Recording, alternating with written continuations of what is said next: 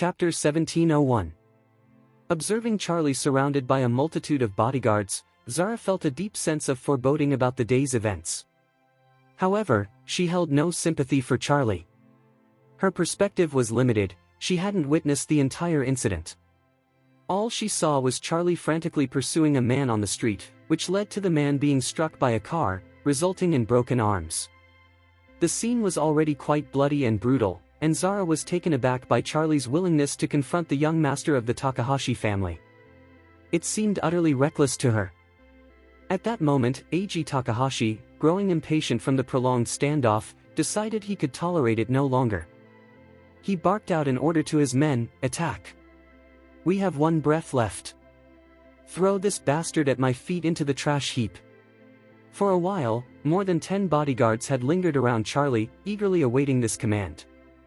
With Takahashi Eiji's directive, they charged at Charlie with a sense of urgency, eager not to lag behind.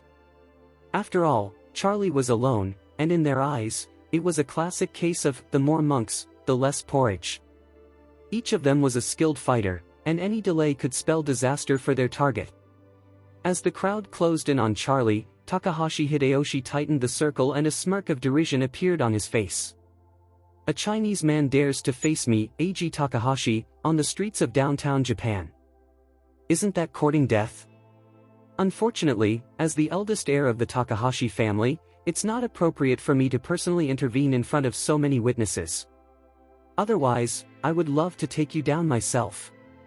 Takahashi Eiji anticipated witnessing Charlie's downfall, but to his shock, a series of terrified screams erupted from the group of seasoned fighters surrounding Charlie. Suddenly, several members of the perimeter were sent flying outwards. "What? Ah! Is this kid a monster?" Amidst the cacophony of anguished cries, several figures hurtled through the air before crashing to the ground.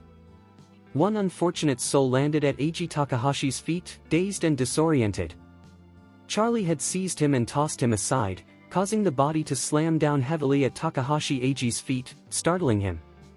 With great effort, the man lifted his head, his forehead smeared with blood. He gazed up at Eiji Takahashi with pained eyes, murmuring, young master." Then, without warning, he spewed a huge cloud of blood mist. This crimson spray splattered onto Takahashi Eiji's shirt and trousers, staining the white fabric a deep red. With a frightened leap back, Takahashi Eiji watched as his subordinate groaned in agony, "Master, that bastard, he's incredibly strong." With that, the man collapsed back to the ground, completely unconscious. Takahashi Eiji felt his mind race with confusion. What just happened? These bodyguards were elite fighters. Even masters in their own right. Why were they crumpling to the ground like leaves in a storm in front of that kid? Before he could piece together the chaos, more of his men fell victim to Charlie's unexpected prowess. One by one, these so-called masters dropped like bowling pins struck by a ball. Before long, Charlie was the only one standing, with only Eiji Takahashi remaining in the fray. Chapter 1702. Fitz and Zara, sitting in the car, were equally taken aback. Fitz gulped and exclaimed, "This kid, he's incredibly strong." Zara was just as stunned, responding, "He really is a top expert. I clearly underestimated him just now." At that moment, Charlie had already taken down all the bodyguards and was advancing toward Takahashi Eiji. Eiji Takahashi was shaking with fear, his legs feeling weak. He wanted to flee but found that his body wouldn't cooperate. Deep down, he understood that this man was far too powerful for him to escape. In desperation, he stammered, "What do you want?" "Just so you know, I'm the youngest member of the Takahashi family." Charlie stepped forward and delivered a sharp slap to Takahashi Eiji's face, coolly retorting, "I don't care who you are, let's discuss the fact that you owe me 2 arms. Takahashi Eiji was left dazed from the blow. Growing up, he had always been pampered and admired, treated like a star. When had he ever been struck? And to be slapped in public, how humiliating. Hideki Takahashi, clutching his swollen face, gritted his teeth and roared, "You bastard! How dare you hit me? I swear I'll take your life." Charlie casually patted his face and replied, "That was just a warm-up." Remember, you still owe me one more arm. Not wanting to waste time, Charlie seized Takahashi's right wrist and twisted it with a swift motion. With a sickening click, Eiji's right arm snapped at the elbow, and he cried out in agony, tears and snot streaming down his face. "It hurts. My arm, it hurts so much." Charlie showed no sign of sympathy, saying, "That's just one. You still owe me for the other. Now, extend your left hand." Takahashi Inji trembled in pain, his face drained of color. It dawned on him that Charlie was absolutely serious this time. In a panic, he sank to his knees, sobbing and pleading, "Please, I'm sorry. I shouldn't have bothered you. Just don't take my left arm too. I beg you." Charlie's expression hardened. "We're all adults here. You need to face the consequences, not kneel and beg."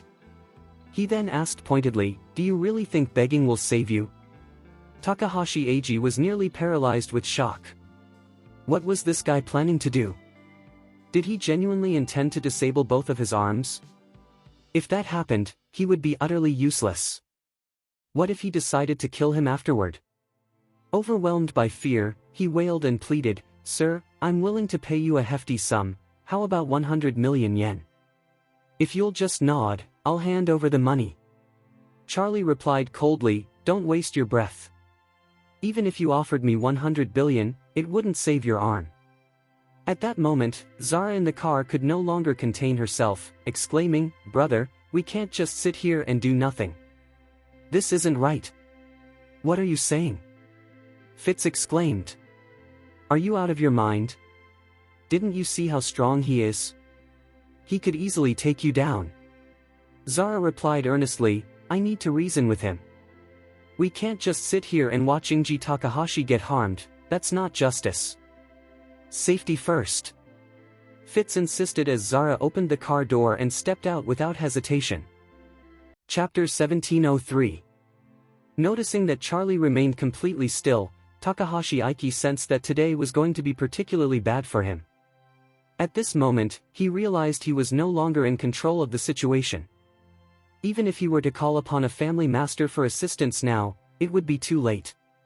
As despair settled over Hideki Takahashi, the door of the nearby Rolls-Royce swung open unexpectedly. Zara stepped out and addressed Charlie, saying, "Sir, as a fellow Chinese, you should understand the virtues of forgiveness. Can't you see the bigger picture?" Charlie was taken aback that someone would dare to step in for Takahashi Aiki. And to add to his surprise, it was a woman. With a frown, he turned his gaze to Zara and asked coldly, "I assume you're Chinese too. Why are you trying to defend this little Japanese bastard?" Zara replied, "I'm not defending him, I'm simply suggesting that you should show some restraint and leave room for others." Charlie smirked and challenged her, "Just moments ago, he had a group of over a dozen people attacking me. Why didn't you intervene then and advise him to show some restraint?" Zara was momentarily taken aback by Charlie's response. A fleeting thought crossed her mind. If Charlie were to lose control and his life were at stake, she would undoubtedly have stepped in to stop Takahashi Aiki. However, she knew in her heart that she wouldn't truly believe her own words right now. "So," she replied, "you weren't injured by that group, were you? Since you're unharmed, why not extend some grace towards them?" Charlie scoffed, "If he won't give me any grace, why should I offer him any?" Zara retorted, "Let's be clear, you initiated this conflict. This is a public road, not your personal playground.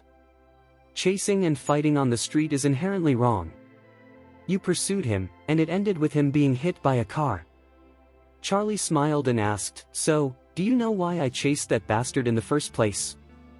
Zara coldly responded, "I don't know, nor do I want to know. Regardless, pursuing someone on the street is simply rude." She continued, "While you made mistakes, you also attacked Mr. Takahashi without justification, didn't you?" Charlie replied with a snort, "You don't seem like the type to defend the wicked. Why are you advocating for these two Japanese bastards? Especially when they're scoundrels?" Zara shot back, "Scoundrels? Let me ask you, why do you label them as such when one was running from you and ended up causing a car accident, and the other was injured by you?" Charlie dismissed her concerns, saying, "Your superficiality is truly astounding. Zara, now visibly agitated, demanded, "What did you just say?" "I'm superficial." Charlie affirmed, "Yes, and very superficial." After a moment, he added, "People who are superficial often believe only what they see. Let's set aside any misdeeds of the bastard who got hit by the car. Just look at Takahashi. He got out of the car, acted all nonchalant, and had so many people attack me. Do you really think he's innocent?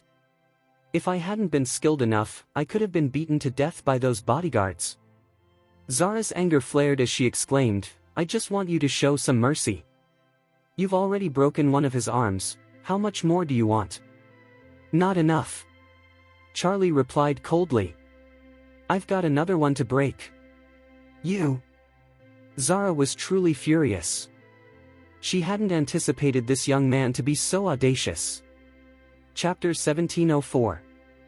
Indeed, she was aware that Eiji Takahashi was facing a dire situation, and she felt a sense of responsibility for it. Yet, Zara still held out hope that Charlie could be swayed by both emotion and reason, preventing him from permanently injuring Takahashi Eiji's arms.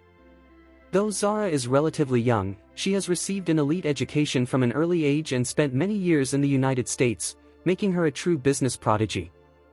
Consequently, she is quite self-aware and thoughtful about her actions. For instance, she had come as the representative of the Banks family to negotiate a partnership with the Takahashi family. However, before any negotiations could begin, Takahashi Eiji had been treated like a worthless individual. If she were to remain silent, it would not only be seen as unjust but would also negatively impact the discussions about cooperation moving forward. Thus, she felt compelled to intervene, guided by her emotions, reasoning, and vested interests.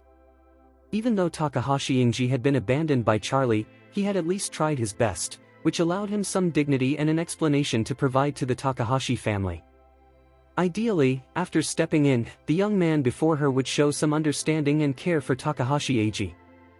In doing so, Zara could maintain her own sense of integrity and respect, while also earning a favor from the Takahashi family that could be advantageous in the future negotiations. However, she did not anticipate the level of hostility this young man possessed. From his demeanor, it was clear he intended to seriously harm Takahashi Eiji. Suppressing her rising anger, she managed to say, "Excuse me, I am Zara." Before she could finish, Charlie cut her off, his voice laced with irritation. "Ma'am, I don't need to know who you are, and frankly, I'm not interested. Don't think you can intimidate me with your status. Even if you were a deity, I wouldn't give you an ounce of respect in this matter, understood?" Zara's emotions were fraying. No one had ever dared to speak to her this way. She was used to being respected and admired, but here was someone who completely disregarded her presence. Moreover, he didn't even allow her to finish her sentence. Charlie's dismissive attitude only fueled Zara's anger. She retorted, "I will handle this matter today. If you touch him, you will absolutely regret it." Charlie smirked, amused.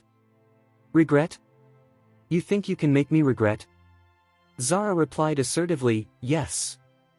Just as she finished her declaration, a loud crack echoed from the side, followed by Takahashi Eiji's anguished cry.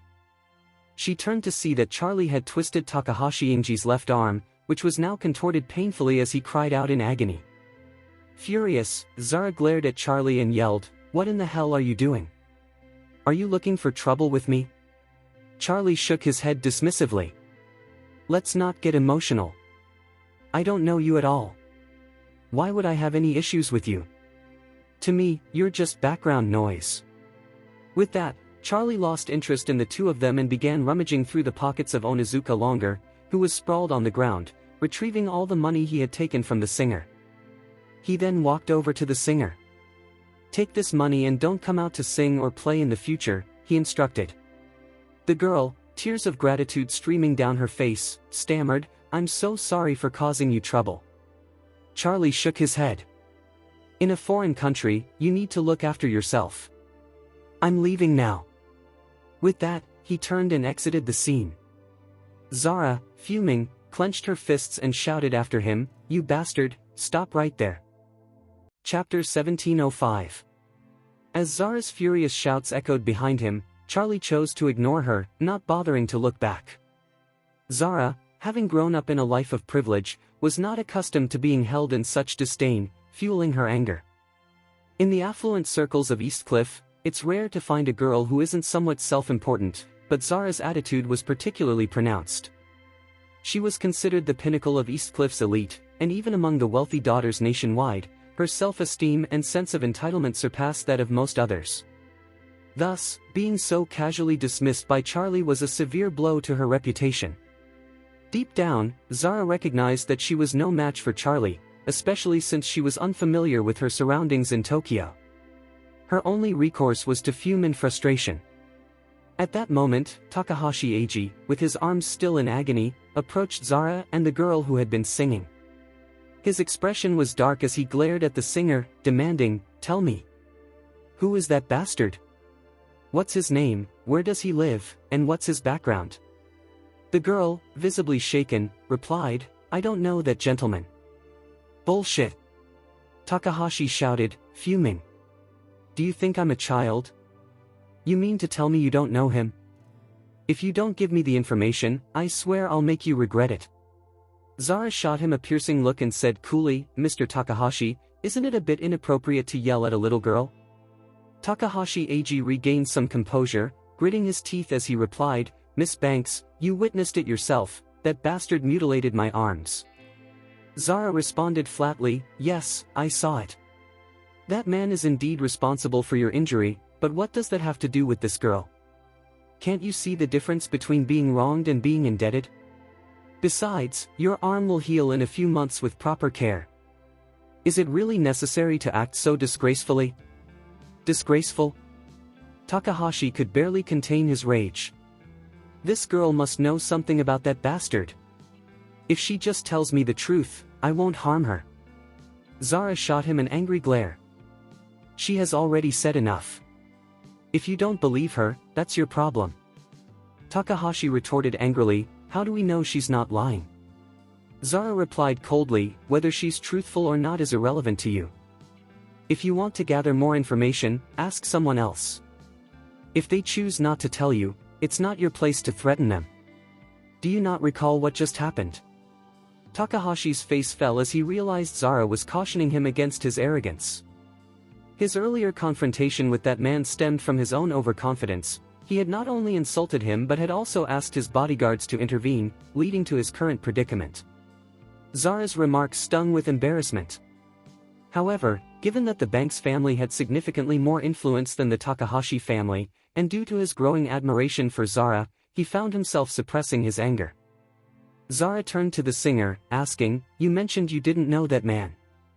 So why did he come to your aid? I heard he took some money from the person who hit you, correct?" The girl replied earnestly, "I can assure you, that gentleman is a good person. I was just singing on the roadside, and no one paid me any mind. The gentleman gave me 100,000 yen, then some thugs surrounded me, demanding my money and guitar, threatening to drag me away to drink. That gentleman saved me." Zara frowned. "Was the man who hit you trying to flee?" Chapter 1706. "Yes," the girl affirmed, continuing, "they're all part of the runaway group. The gentleman saw the bumpy road and ended up injuring several aggressive individuals. When the runaway members were hit by the car, one of them pulled out a knife. Because of my presence, the gentleman disarmed him, and I was saved. Then, as the violent group was trying to escape, the gentleman pursued them, which led to one of them being struck by a car. You know the rest of the story." Zara was taken aback after hearing this. She hadn't anticipated such a quick turn of events. The rebellious young man she had just seen was actually trying to protect an innocent girl from the runaway group's clutches. What's more, that girl was a fellow Chinese. Zara could only imagine that had it not been for the man's intervention today, this young girl in a foreign land might have suffered at the hands of the Japanese thugs, possibly facing abuse. No wonder the man had acted so fiercely. If it were her, she would want to put an end to those bastards too. Takahashi Eiji was still shouting angrily at the other party, even sending a dozen bodyguards to surround them. Given the circumstances, it wouldn't be excessive to have those thugs dealt with severely. In that moment, Zara's anger towards Charlie faded away completely. Turning to the girl, Zara inquired, "Do you know which group they belong to? What runaway group is it?" The girl quickly responded, "It's the Bunkyo Runaway Group, the largest violent organization in Bunkyo District." Bunkyo Runaway Group? Zara shot a cold glance at Takahashi Eiji, asking, "Isn't the Bunkyo Runaway Group an external entity related to your Takahashi family? They're extorting money from street performers and forcing others into compliance. Isn't that unacceptable?" Takahashi Eiji's expression turned to shock and then embarrassment as he stammered, "Miss Banks, where did you hear such rumors? Our Takahashi family has no connection with the runaway group." Zara retorted, "Mr. Takahashi, I've done my homework before coming here. Your family originally thrived in the gray market, and although you later distanced yourselves from the underworld, your transformation was quite successful." She continued, "I'm aware that more than half of the runaway groups in Tokyo and its surroundings are under your family's influence. However, you've cleverly avoided direct involvement, instead opting to use distant relatives with different surnames to manage them, right?" Takahashi Eiji looked embarrassed as he replied, "Well, Miss Banks, these runaway groups are indeed managed by our foreign relatives, but our Takahashi family has long ceased to be involved in this business." Zara scoffed, "Mr. Takahashi, we're all adults here. Don't underestimate my intelligence. The events of today, including the loss of your arm, are entirely the result of your family's tolerance toward the chaos instigated by the runaway group." Hideki Takahashi was at a loss for words, wanting to argue but unable to find a valid point to counter. Zara pointed to the Chinese girl and addressed Takahashi Eiji, saying, "Mr. Takahashi, this young lady is innocent in this matter. I hope you will not cause her any trouble in the future. Can you agree to that?"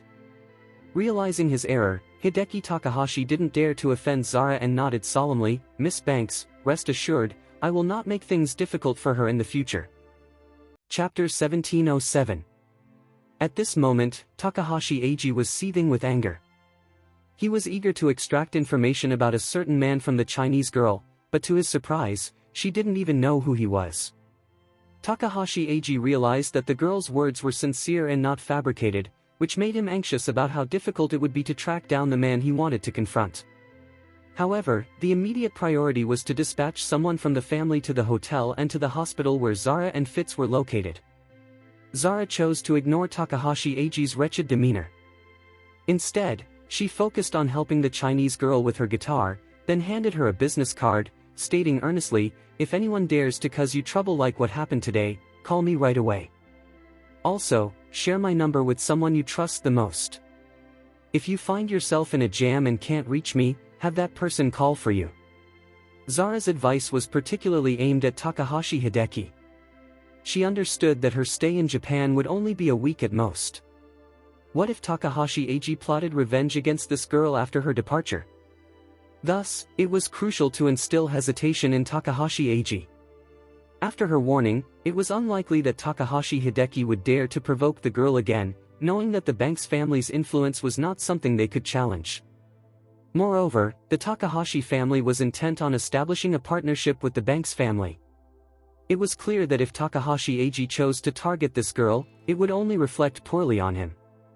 Takahashi Hideyoshi understood Zara's intentions, but he felt a deep discomfort, struggling to suppress his frustration.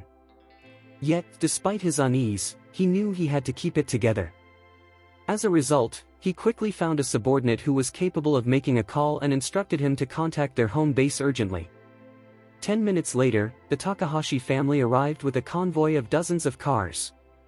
Leading the group was Maki Takahashi, the head of the Takahashi family and Eiji's father. Before Maki Takahashi stepped out of the car, he was taken aback by the chaotic scene before him, rendered speechless.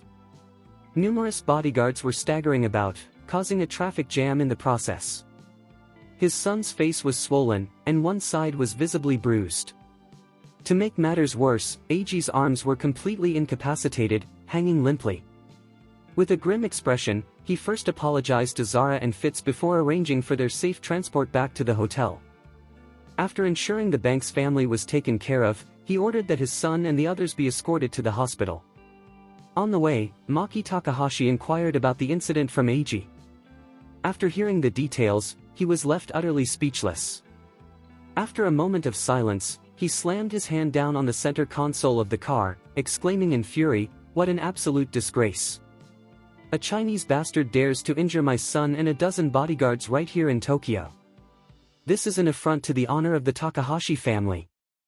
Takahashi Hideki, equally enraged, chimed in, "Father, you must track down that Chinese bastard and eliminate him to avenge me." Takahashi nodded coldly, "Rest assured, I will send out word to locate him." Takahashi Eiji impatiently added, "Father, find him. I want to be the one to kill him." "Kill him yourself?" Takahashi asked, raising an eyebrow. "Can you even manage that with your current condition?" Eiji faltered, then tearfully responded, "Then I'll just have someone strap a knife to the bottom of my shoe. No matter what, I have to make sure I kill him myself." Chapter 1708. Jinji Takahashi acknowledged the situation, stating, "However, we must not get too carried away with this. We still need to discuss our collaboration with the Banks family. If our goal is to locate the Chinese bastard in Tokyo and eliminate him, the Banks family will surely have some reservations." Takahashi Eiji suddenly felt a surge of panic. "Dad, are you really considering letting that scoundrel go?" Takahashi responded coldly, "Rest assured, I will never allow that to happen. I'll have our people track him down first, and then I will assign our top ninja to monitor him covertly. No matter where he goes, he will be followed. Once our negotiations with the Banks family are settled, we will apprehend him and quietly bring him back to Tokyo, allowing you to deal with him personally." Upon hearing this, Takahashi Hideyoshi felt a wave of relief wash over him.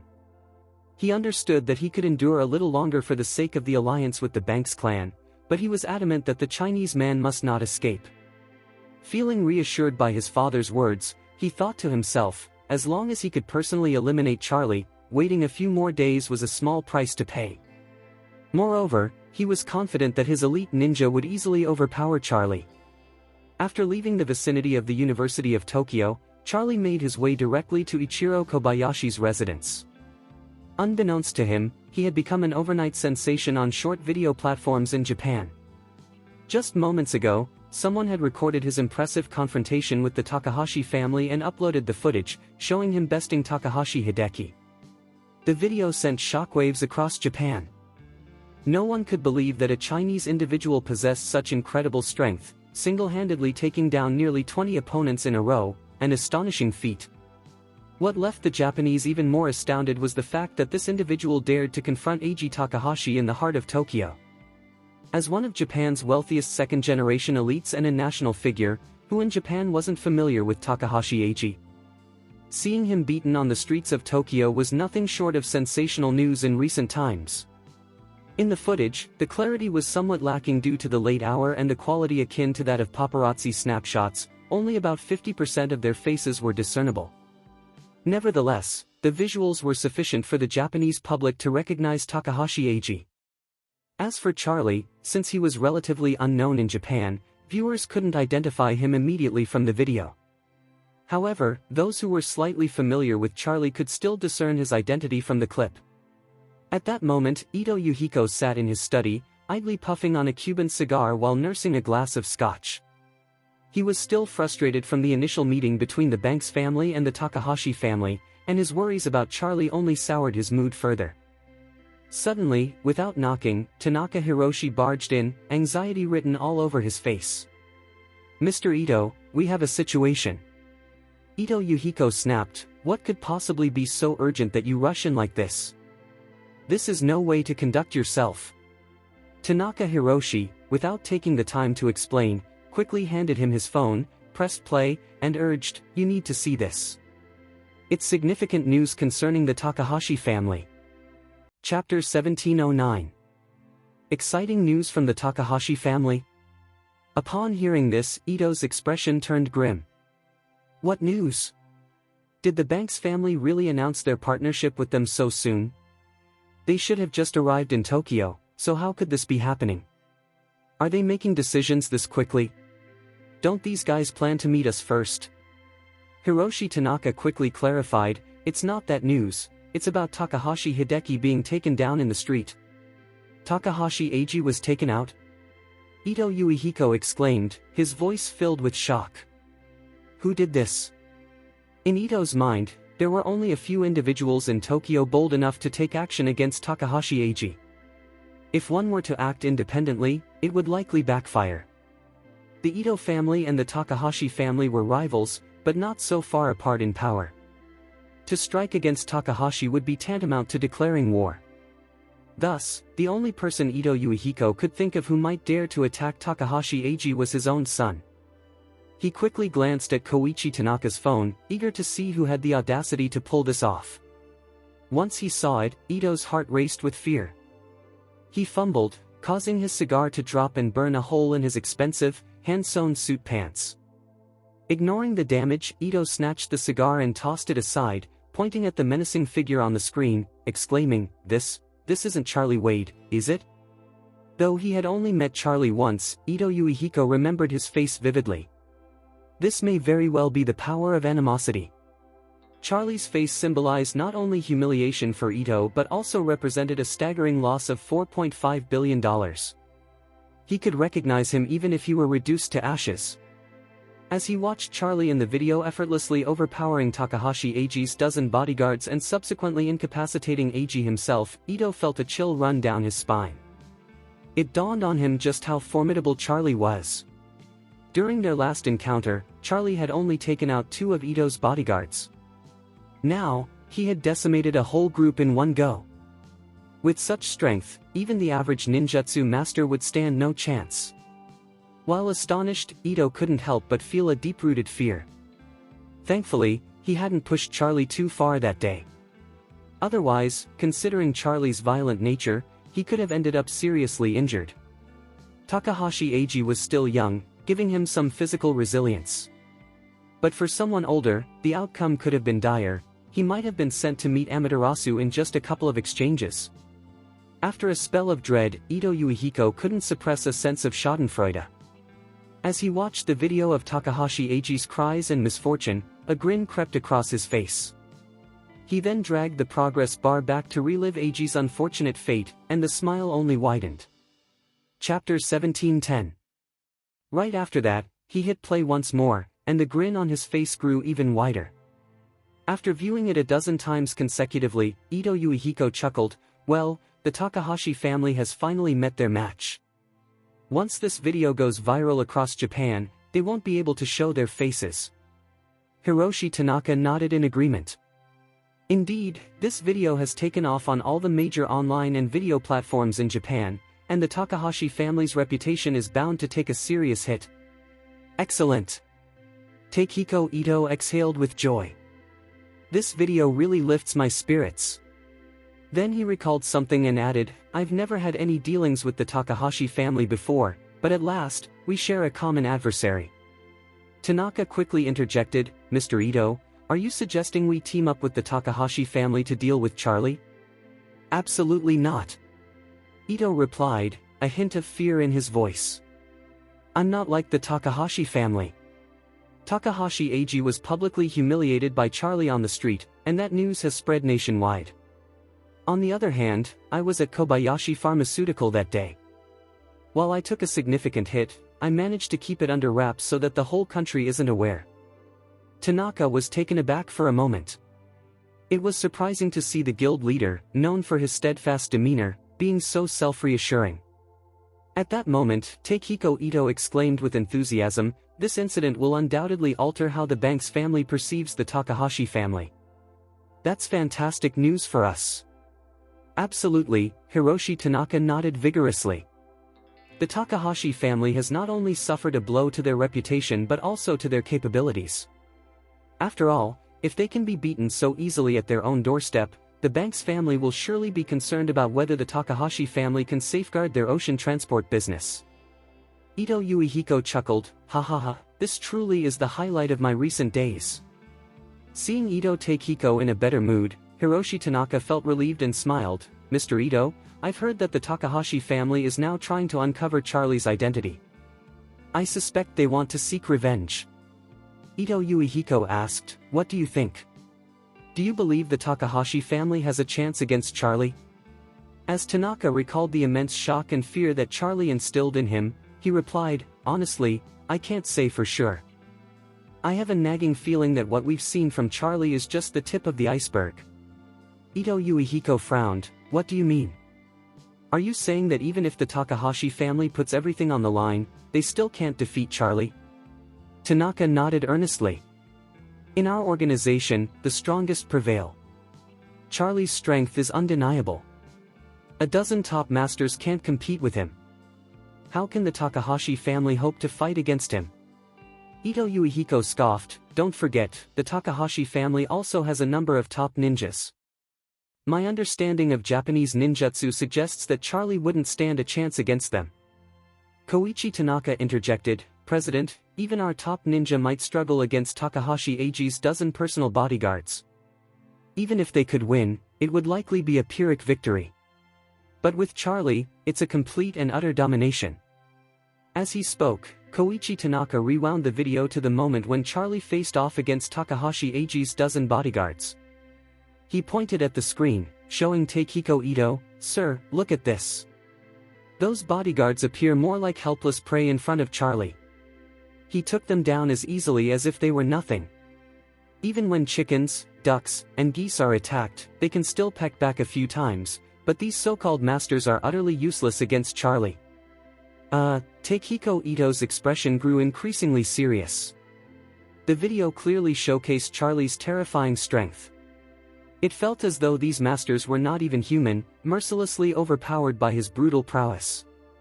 With this thought weighing on him, he looked at Koichi Tanaka, despair evident in his voice. "Tanaka, do you think we can still recover our $4.5 billion US? Chapter 1711. This one. When Hiroshi Tanaka encountered Ito's predicament, he found himself in a tough spot. How should he respond? Would his answer even come back? And if it didn't, would he have to face the consequences? Would the answer return at all? Even Edo Yuhiko would likely flee the moment he heard the question. It was clear that this was a tough nut to crack. Noticing the stubborn silence from Hiroshi, Ito's heart raced, and he abruptly exclaimed, "You don't think that 80% of the money will come back, do you?" Hiroshi Tanaka quickly clarified, "It's not about being pessimistic. I wouldn't say that. Right now, it's a matter of whether I can retrieve it. I'd say it's a 50-50 chance." 50-50? Edo Yuhiko retorted angrily, "What's the difference between that and keeping it to yourself?" In a rush, Hiroshi replied, "Mr. Ito, there are indeed many uncertainties in this situation. I'm not ready to draw any conclusions just yet. But remember, no matter how dire things get, we can still pursue litigation as a solution." "Litigation?"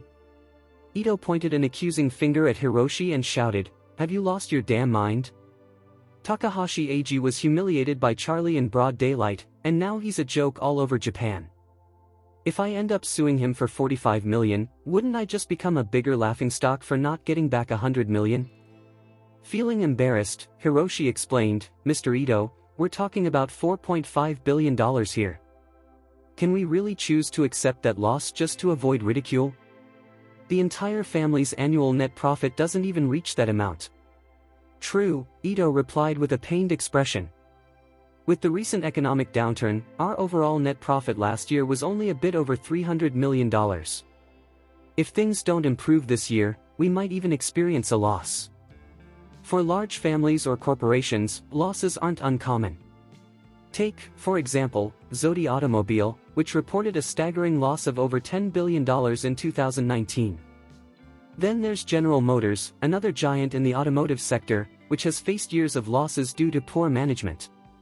In its century-long history, GM's worst year saw a direct loss of $38.7 billion. The international economic climate has been bleak over the past 2 years, putting even more pressure on Edo Takehiko. In such a market, the growth potential for medical and health companies is particularly promising, as people may delay buying cars or houses, but they will always need medications. Because of this, he decided to invest heavily in Kobayashi Pharmaceutical. Unfortunately, he found himself in a deep pit.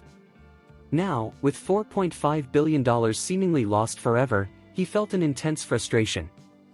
Noticing Ito's deep despondency, Hiroshi quickly tried to reassure him, "My lord, you really don't need to worry so much right now.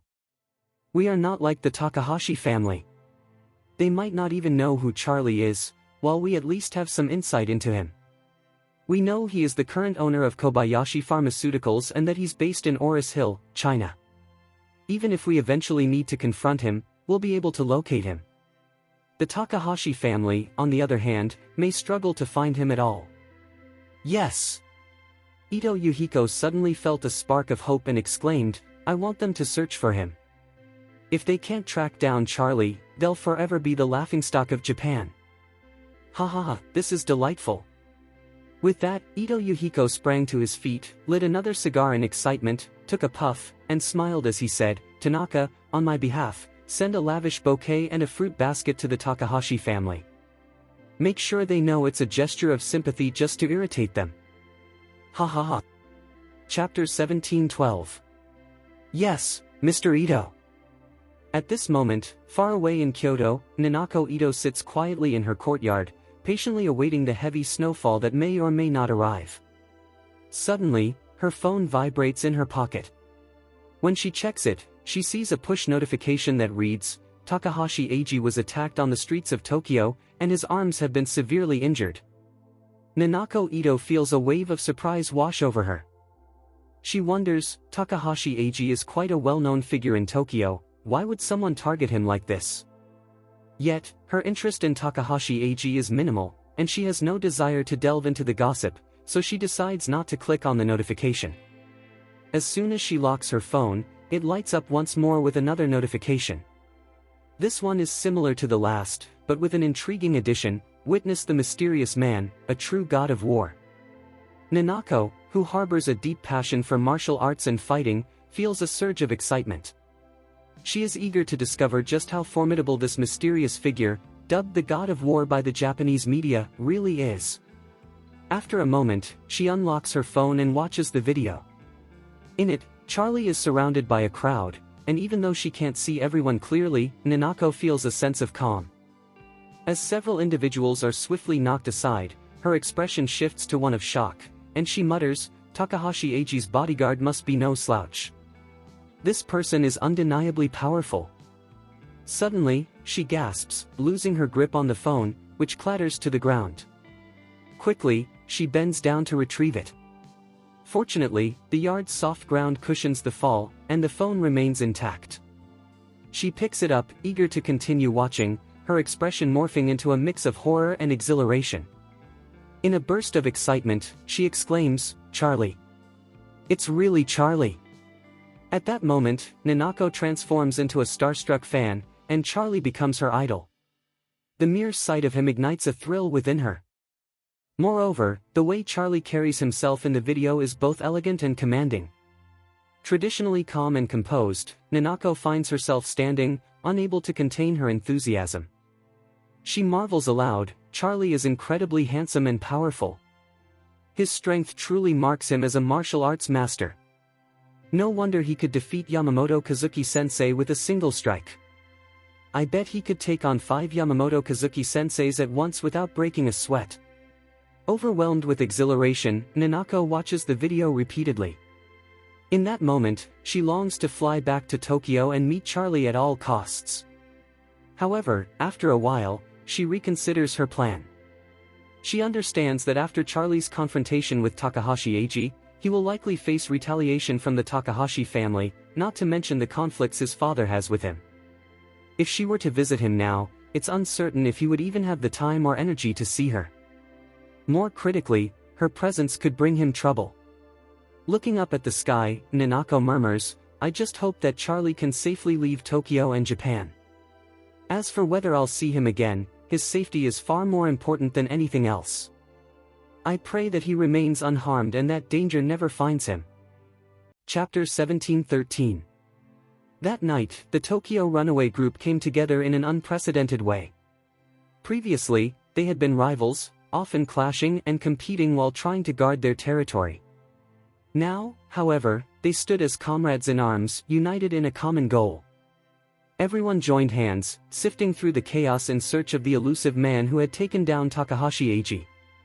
The directive they received was clear: they were not to confront the man but rather to report his location to the Takahashi family without delay.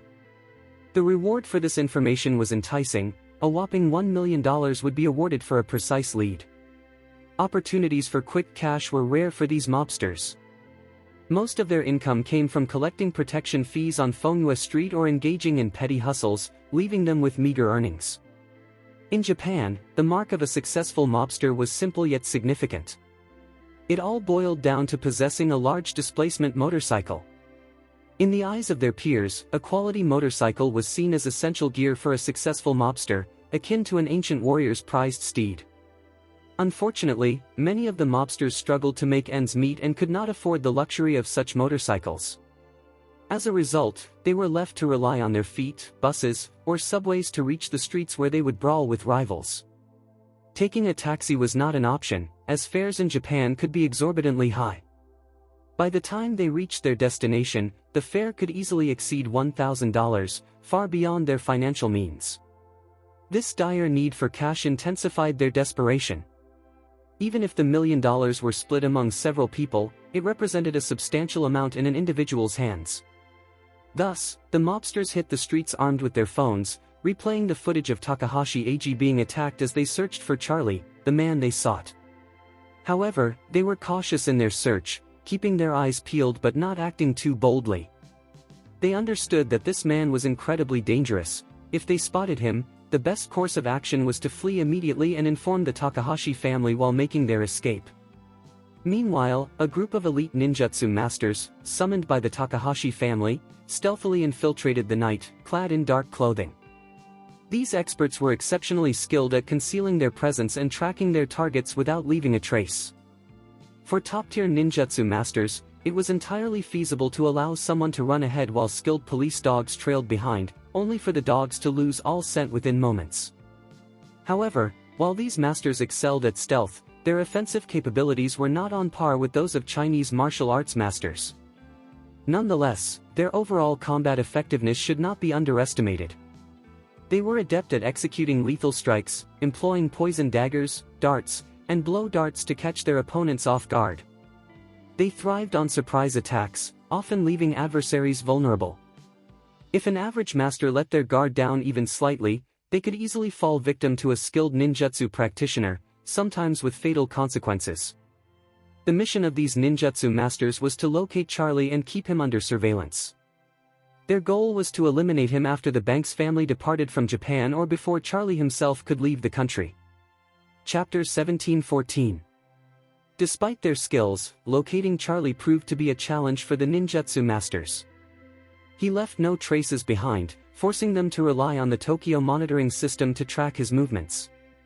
Late that night, the initial shipment of raw materials that Mr. Quinton had prepared arrived in Tokyo. Upon landing, the cargo was promptly unloaded and cleared, then swiftly transported to the production line of Kobayashi Pharmaceutical.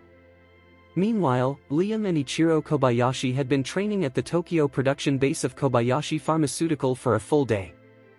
As soon as the raw materials reached the facility, they rushed into the workshop to begin the production of Nova Dias. Additionally, Liam took the initiative to follow Charlie's instructions by applying to the Japanese Drug Administration to officially rename Nyranex to Nova Dias. This strategic move meant that, following successful trial production, Nova Dias could be released directly in Japan and in all regions where it was already registered. During the trial production phase, Isaac Cameron instructed his subordinates to drive him to Ichiro Kobayashi's residence to pick up Charlie and bring him to the production site. Once Charlie entered the car, Isaac Cameron, visibly anxious, asked, "Master, why did you have a confrontation with the little bastard of the Takahashi family?" Charlie furrowed his brow and replied, "How did you find out?" Isaac Cameron quickly explained, "Someone recorded a video of your interaction with him and shared it online. Now it's gone viral across Japan. You're trending." Charlie raised an eyebrow. "It spread all over Japan within just 2 hours?" Isaac Cameron sighed, "Master, just consider how quickly the cross-talk between Mr. Lloyd and Marcus circulated on our domestic short video platforms. With over 1 billion people in China, that cross-talk was everywhere in just a few hours." Charlie shrugged, "Our domestic internet industry is indeed powerful, but is the Japanese internet really that advanced?" Isaac Cameron replied, Master, even if Japan has lagged in recent years, it remains a developed nation.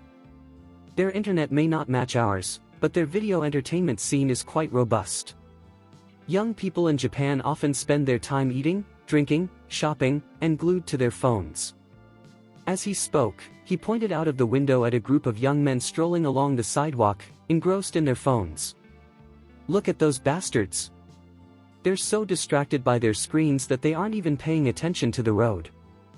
I bet most of them are watching your video. Charlie inquired, do you have any Japanese short video apps? Find one so I can see it. Isaac Cameron quickly pulled out his phone, located the video, and shared it with Charlie. Here, Master, take a look. Charlie watched the video, noting that he appeared somewhat blurry, which eased his concerns. Thank goodness it's not very clear. It would be problematic if someone I know recognized me. I had just mentioned to my wife before coming here that I was in Japan to assist with feng shui. If she were to see this video, she'd definitely ask me what the hell was going on. Isaac Cameron reassured him, you can relax, Japanese software isn't compatible with ours in China, and these short videos have no impact back home. Charlie questioned him, are you absolutely certain? Isaac Cameron confirmed, yes, on our domestic platforms, only a handful of people create original content. The rest simply copy and imitate. When one piece gains popularity, it's like a flood of imitation, everyone tries to replicate it. You'll find either a bunch of poorly made videos or scams selling low-quality products. Charlie smiled slightly and said, let's not worry about those bastards. Please call Stephen Thompson, I want to ensure that this video does not circulate in China. Understood, Master. Chapter 1715. Under Liam's diligent management, Kobayashi Pharmaceutical's production line swiftly rolled out the finished Nova Dias powder. Charlie arrived at Kobayashi Pharmaceutical's facility located in the outskirts of Tokyo to conduct a personal quality inspection. After verifying that the newly produced Oracle Nova Dias met the same high standards as those manufactured in Oris Hill, he addressed Liam, Liam, it's crucial that the Tokyo production line maintains its current pace. We need to implement overtime and keep the machines running to produce a significant quantity of finished products quickly. Understood, Master Wade. Liam responded promptly, then inquired, by the way, when do we plan to officially launch Nova Dias in Japan? Charlie replied, there's no need to rush the official launch. First, we must optimize the production lines in Yokohama, Nagoya, and Osaka and build up an inventory of finished products. Additionally, we'll prepare an advertising campaign to ensure consumers across Japan and even Asia are aware that Kobayashi's Nirenex has undergone a complete upgrade, now named Nova Dias, with improved prescriptions yielding effects at least 10 times stronger than before. We will commence sales once the campaign is complete. Liam quickly acknowledged, got it, Master Wade. I'll organize the production lines and begin the promotional activities right away. Charlie remarked, since the trial production has been successful here, we can head to Yokohama tomorrow. Liam nodded affirmatively, Master Wade, I will assign an engineer to supervise here. Let's plan to leave early tomorrow morning. Turning to Ichiro Kobayashi, who stood beside him, Charlie said, you have a vital opportunity here. It's crucial that you manage this well. Your future comfort depends on your performance in Japan. You have to take charge of these production lines effectively, otherwise, your dividends will be cut off, and you'll find yourself struggling. Currently, Ichiro Kobayashi had ceded 90% of Kobayashi Pharmaceutical's shares to Charlie, rendering his remaining 10% insignificant in influence over the company. As the majority shareholder of Absolute Holdings, Charlie held all decision-making authority concerning the company's operations. In practical terms, if Kobayashi Pharmaceutical were to generate $10 billion this year, Charlie could withdraw all profits and transfer them to Oracle Pharmaceutical, leaving Ichiro with no claim to any funds. When that day came, Ichiro would receive nothing, resulting in a complete loss of dividends. Therefore, his best course of action was to work diligently for Charlie. By doing so, once Charlie leveraged Kobayashi Pharmaceutical to profit from the production of Nova Dias powder, he would likely share a portion of the profits with Ichiro, allowing him to enjoy a comfortable lifestyle in Japan without financial worries. Having spent a considerable time in confinement, Ichiro Kobayashi greatly valued his current situation. In response to Charlie's words, he quickly pledged, "Mr. Wade, you can count on me. I will be your loyal servant from now on. Wherever you lead, I will follow, whatever you need, I will fulfill." Charlie nodded approvingly. Satisfied with the production status and quality adherence, Charlie decided not to linger. He said to Isaac, Cameron and Liam, "All right, let's head back and prepare for our trip to Yokohama tomorrow." As they left Kobayashi Pharmaceutical, Isaac Cameron moved ahead swiftly to open the car door for Charlie. Just as Charlie was about to enter the vehicle, he paused momentarily, one leg poised inside. Isaac Cameron inquired anxiously, "Master, is everything all right?" Charlie furrowed his brow slightly, then replied with a calm demeanor, "It's nothing, let's go." With that, he stepped into the car, and soon after, the convoy departed the scene. Meanwhile, on the rooftop of a building across from Kobayashi Pharmaceutical, 4 men in black lay in wait, watching intently. Chapter 17-16. 4 individuals were dressed entirely in black gear, from their hats and robes to their shoes and gloves. This black attire was quite distinct from regular black fabric. While typical black cloth is simply dark, their clothing appeared completely devoid of light, resembling a black hole. The reason for this striking appearance was a layer of ultra-black material that has an exceptionally low light refractive index. This super-black material is known scientifically as vantablack. Composed of carbon nanotubes, it has a light reflectivity of merely 0.035%, or 3.5 out of 10,000, making it the darkest material ever created by humans. The clothing was coated with this substance, rendering it almost invisible in dimly lit conditions. For ninjas adept at stealth, this advanced material was a dream come true, significantly enhancing their ability to remain undetected. At that moment, one of the men spoke up, "Brother." The guy hesitated for a moment before getting into the car. "I used binoculars and it looked like he was staring at us. Do you think he noticed us?" The man he referred to as his senior replied coldly, "You're just being ridiculous. The straight line distance between us and him is over 800 meters, beyond the effective range of most sniper rifles. Plus, we're about 30 meters higher than he is. How could he possibly spot us?" "Exactly," sneered the man on the far left. "This kid is just a minor threat. He's probably some Chinese master, but their internal power isn't extraordinary. There's no way he could find us from this distance." The one who had asked earlier inquired, "Brother, since the patriarch has instructed us not to act against him right now, what should we do?" The senior replied, "My second son and I will follow the convoy using powered paragliders. You two will drive, and stay in touch with me via radio." The other 3 nodded in agreement. Shortly after, the brother and his companion retrieved a pair of powered paragliders, also coated in the super black material, from the roof. They started the paraglider engines, and as the dark machines were lifted by the wind, they took off from the roof, vanishing into the night. Meanwhile, Charlie, seated in the car, furrowed his brow. Before entering the vehicle, he had sensed that someone was lurking nearby. Having been fortunate enough to possess the apocalyptic book, he occasionally received spiritual stones and reiki, which, along with his frequent consumption of rejuvenation pills, had enhanced not only his physical strength but also his perception far beyond that of an ordinary person. The 4 individuals positioned atop the distant building were not only well concealed but also adept at controlling their breathing. Yet, they still failed to evade Charlie's keen senses. He began to consider the implications. First, their presence in the shadows indicated they were likely up to no good, and there was a 99% chance they were there for him. Second, these individuals were skilled fighters, not just anyone. Lastly, their ability to hide their movements suggested a high level of expertise. Based on these observations, Charlie concluded that these 4 were likely the infamous ninjutsu masters from Japan, commonly known as ninjas.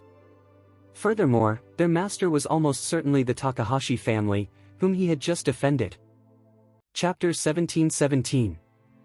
Meanwhile, 2 dark, silent paragliders soared swiftly at an altitude of 200 meters. These paragliders operate on lithium batteries that power electric engines, eliminating the noise typically associated with fuel engines. Furthermore, the design of the fan blades on the paragliders minimizes air noise even during high-speed flight. The Japanese ninjas have consistently pursued the development of equipment to enhance their abilities. In earlier times, ninjas not only dedicated themselves to mastering ninjutsu but also delved into chemistry to craft a range of unique tools. Television often depicts ancient ninjas dropping a ball that instantly produces smoke. As the smoke dissipates, so do the ninjas themselves. This isn't merely fiction, it has roots in historical reality. The round balls used by these ancient ninjas were actually a blend of smoke bombs and flash bombs created using traditional methods. When detonated, the intense light temporarily blinds opponents, while the smoke provides excellent cover for a swift escape.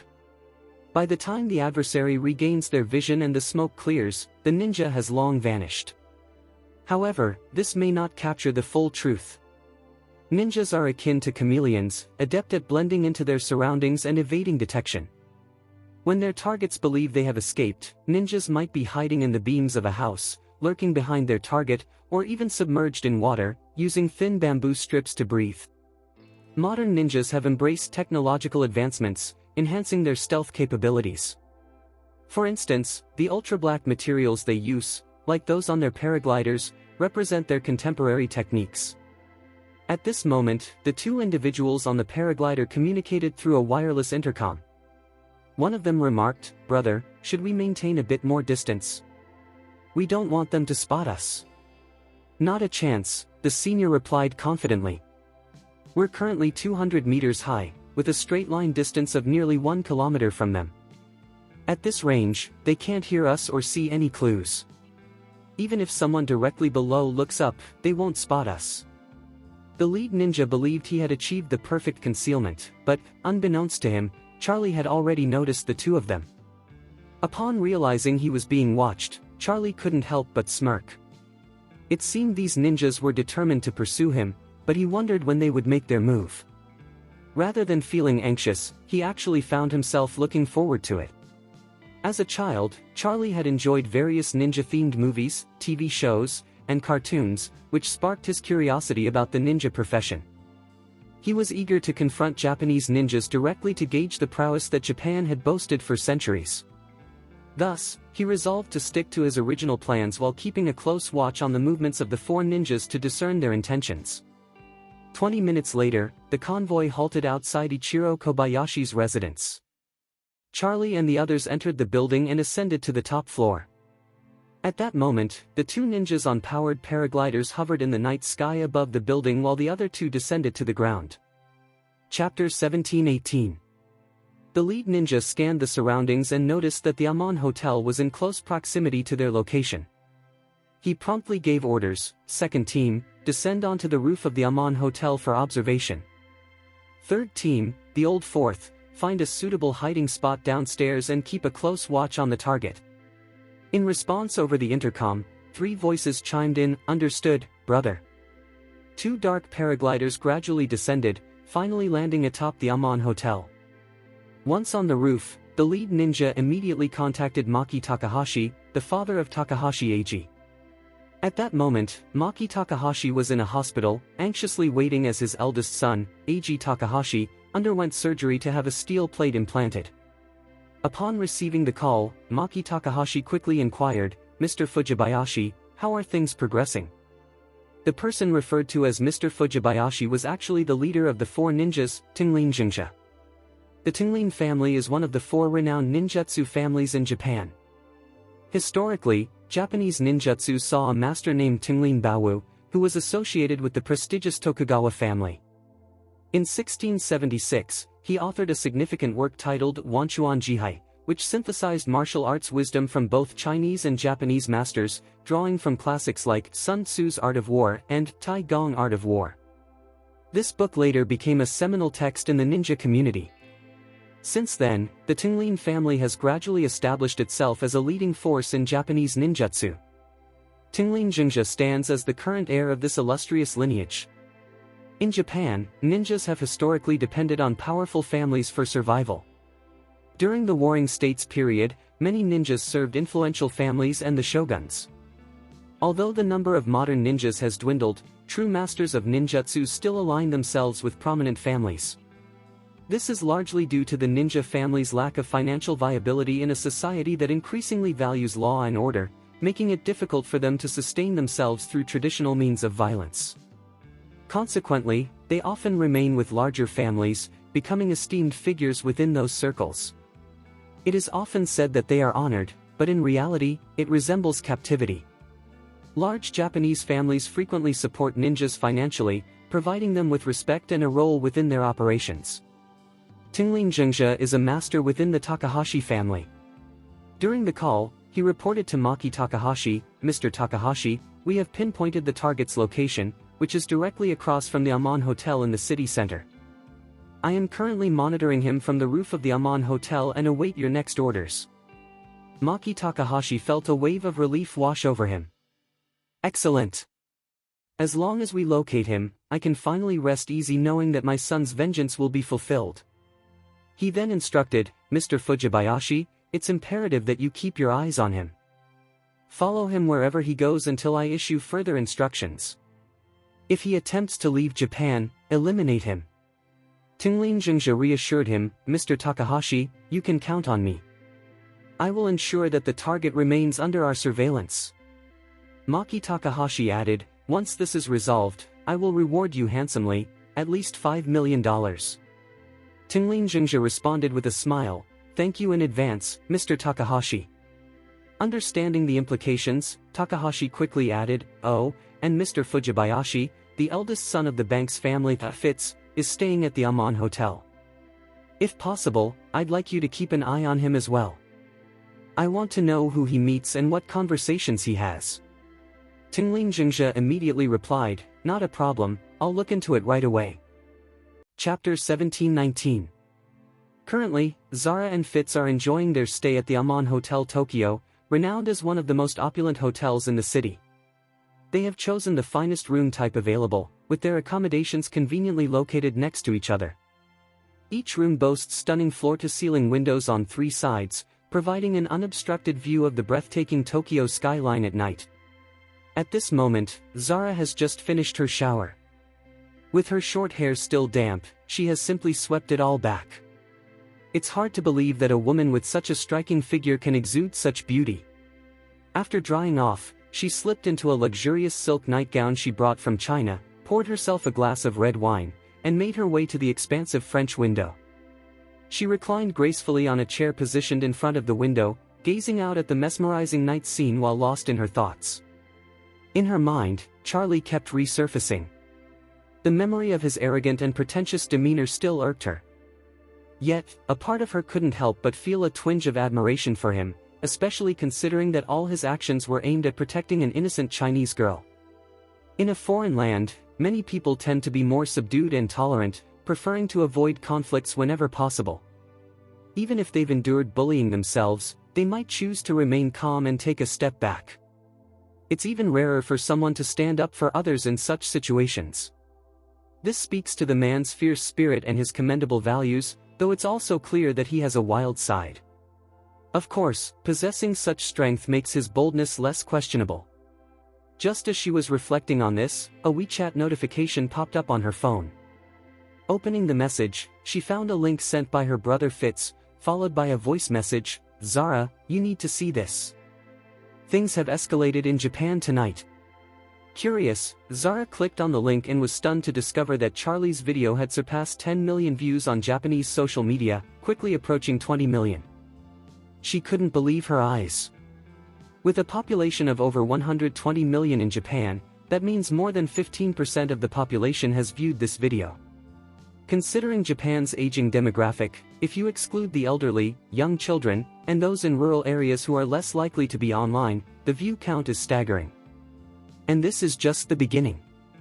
Who knows how many more views it will accumulate by tomorrow. Just then, Fitz messaged her again, "Zara, Dad is about to have a video conference. Is this a good time for you?" Zara replied with a quick, "Give me a minute." With that, she stood up, found a silk shawl, and elegantly draped it over her delicate, pink shoulders. Chapter 1720. Her nightgown features a low-cut, large V-neck design. Although she feels quite comfortable in the room, it does leave her feeling a bit exposed, prompting her to cover up. Once the video conference was established, Zane inquired, Fitz, Zara, have you both arrived at the hotel? Yes, Zara and Fitz replied in unison with a nod. Continuing, Zane asked, have you had a chance to meet briefly with the Takahashi family? Not yet, Zara responded. We initially planned to discuss cooperation intentions in the hotel's meeting room tonight, but unfortunately, the Takahashi family experienced a small incident. Takahashi Eiji was injured, and his father is likely at the hospital with him. Zane furrowed his brow and questioned, what happened? Will this impact our cooperation with them? Zara explained, Eiji Takahashi was assaulted by a passerby, but it was an unfortunate accident and shouldn't affect our collaboration. That's a relief, Zane said, exhaling slowly.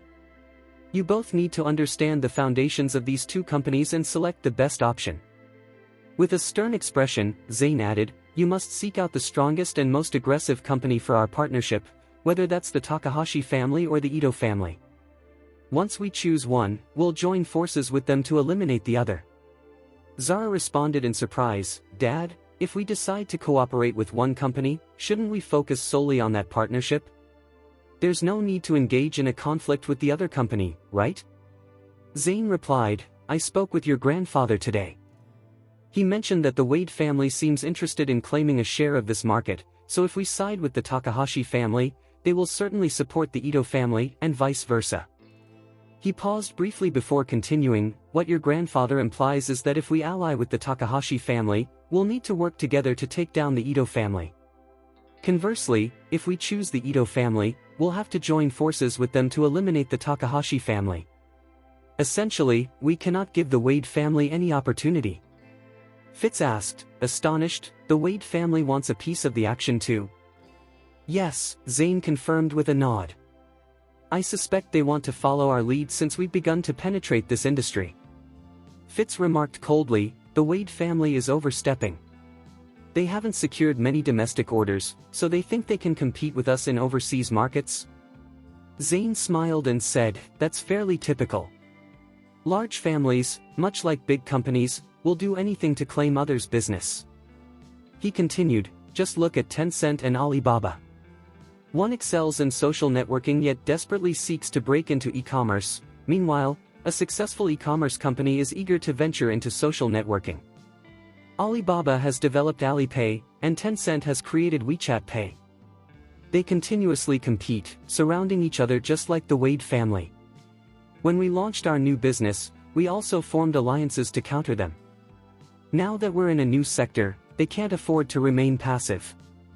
Zara smiled slightly, stating, Dad, from what I know, the current generation of the Wade family doesn't seem particularly remarkable. Also, they've been growing increasingly quiet in recent years. I think it will be challenging for them to penetrate the ocean transportation and port operations business. Zane agreed, saying, I share your perspective, but your grandfather still believes we should proceed with caution. Fitz chuckled, Dad, Grandpa is getting older, which naturally makes him more conservative and careful. However, I believe we shouldn't worry too much. Like Zara, I think the Wade family won't catch up anytime soon, and the gap between us will only widen. Zane sighed, his tone becoming serious.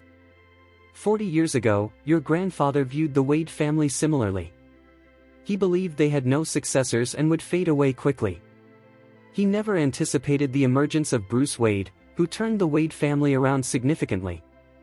With a grave expression, Zane instructed his children, you must remember that a prominent family like ours is often comparable to a nation. Throughout history, national development has often come down to high-stakes bets. For instance, when Germany invaded the Soviet Union, they were betting on national fortune. If they succeeded, all of Eastern Europe would fall under Hitler's control, along with the Soviet Union's vast resources. However, if they failed, they would find themselves mired in a two-front war and ultimately face defeat. Right now, we're concentrating on ocean transportation. The Wade family is eager to join in, and they're ready to gamble. If they're willing to take the risk, they might still have a chance. If they don't, we will undoubtedly leave them in the dust. Thus, even if the Wade family lacks any capable leaders, they will undoubtedly engage with us. Regardless of whether they can catch up or not, we must cut off their path first. Chapter 1721. Lord Banks' mindset was profoundly shaped by his father. His father had once fought in a war, where the stakes were drastically different from those in a shopping mall. In the chaos of battle, desperation reigns, leading to a straightforward business philosophy: eliminate your opponent at all costs. Faced with a choice between the Edo family and the Takahashi family, Mr. Banks viewed the situation as akin to embarking on a journey by sea. On the shore, 2 boats are available, but only one is needed. So, how should one proceed? Ordinary people may simply choose the more appealing boat and set sail. In contrast, astute individuals will carefully select the boat with the best overall performance. However, a ruthlessly clever strategist will choose the superior vessel and deliberately sink the other before departing.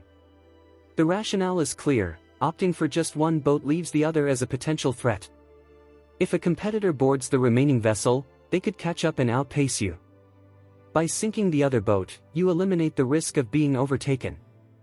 When the moment arrives, the competitor is left lamenting on the shore, watching you sail away. This approach may seem harsh, yet it proves effective. Zane, along with Fitz and Zara, was raised in an era of peace. Having lived comfortably for so long, they gradually lost the fierce spirit that characterized the previous generation. However, when Zane shared his father's strategy, Zara was the first to react. With a spark of insight, she exclaimed, "Dad, Grandpa's strategy is brilliant. Not only will it cripple the Wade family, but it will also enhance our influence in Japan." I was concerned before because both the Takahashi and Edo families have their strengths and weaknesses. It seemed wasteful to abandon one. But if we ally with one and then jointly overpower the other, it would be perfect. Zane replied, "You both must remember that the Banks family's greatest enemy, both now and for the next decade, is the Wade family. Thus, regardless of the field we enter in the future, the guiding principle remains: if the Wade family is involved, our priority must be to eliminate them. If they haven't entered yet, we must do everything in our power to prevent their entry. Although the anti-Leaf alliance of the past is no more, we still need to ensure the Wade family is defeated. Only then can we stop them from gaining momentum and potentially forming an anti-Soviet alliance against us. Do you understand?" The siblings responded in unison, "We understand." Zane nodded and elaborated, "You need to consider not only your grandfather's overall strategy but also his tactical maneuvers. The older generations used to say that the marketplace is like a battlefield, and the competition was as fierce as any war. However, since World War II, we've enjoyed decades of peace. This extended tranquility has dulled our instincts, widening the gap between business and battle." Zara replied earnestly, "Dad, you're absolutely right. Brother and I will work hard to reclaim that fierce, wolf-like nature."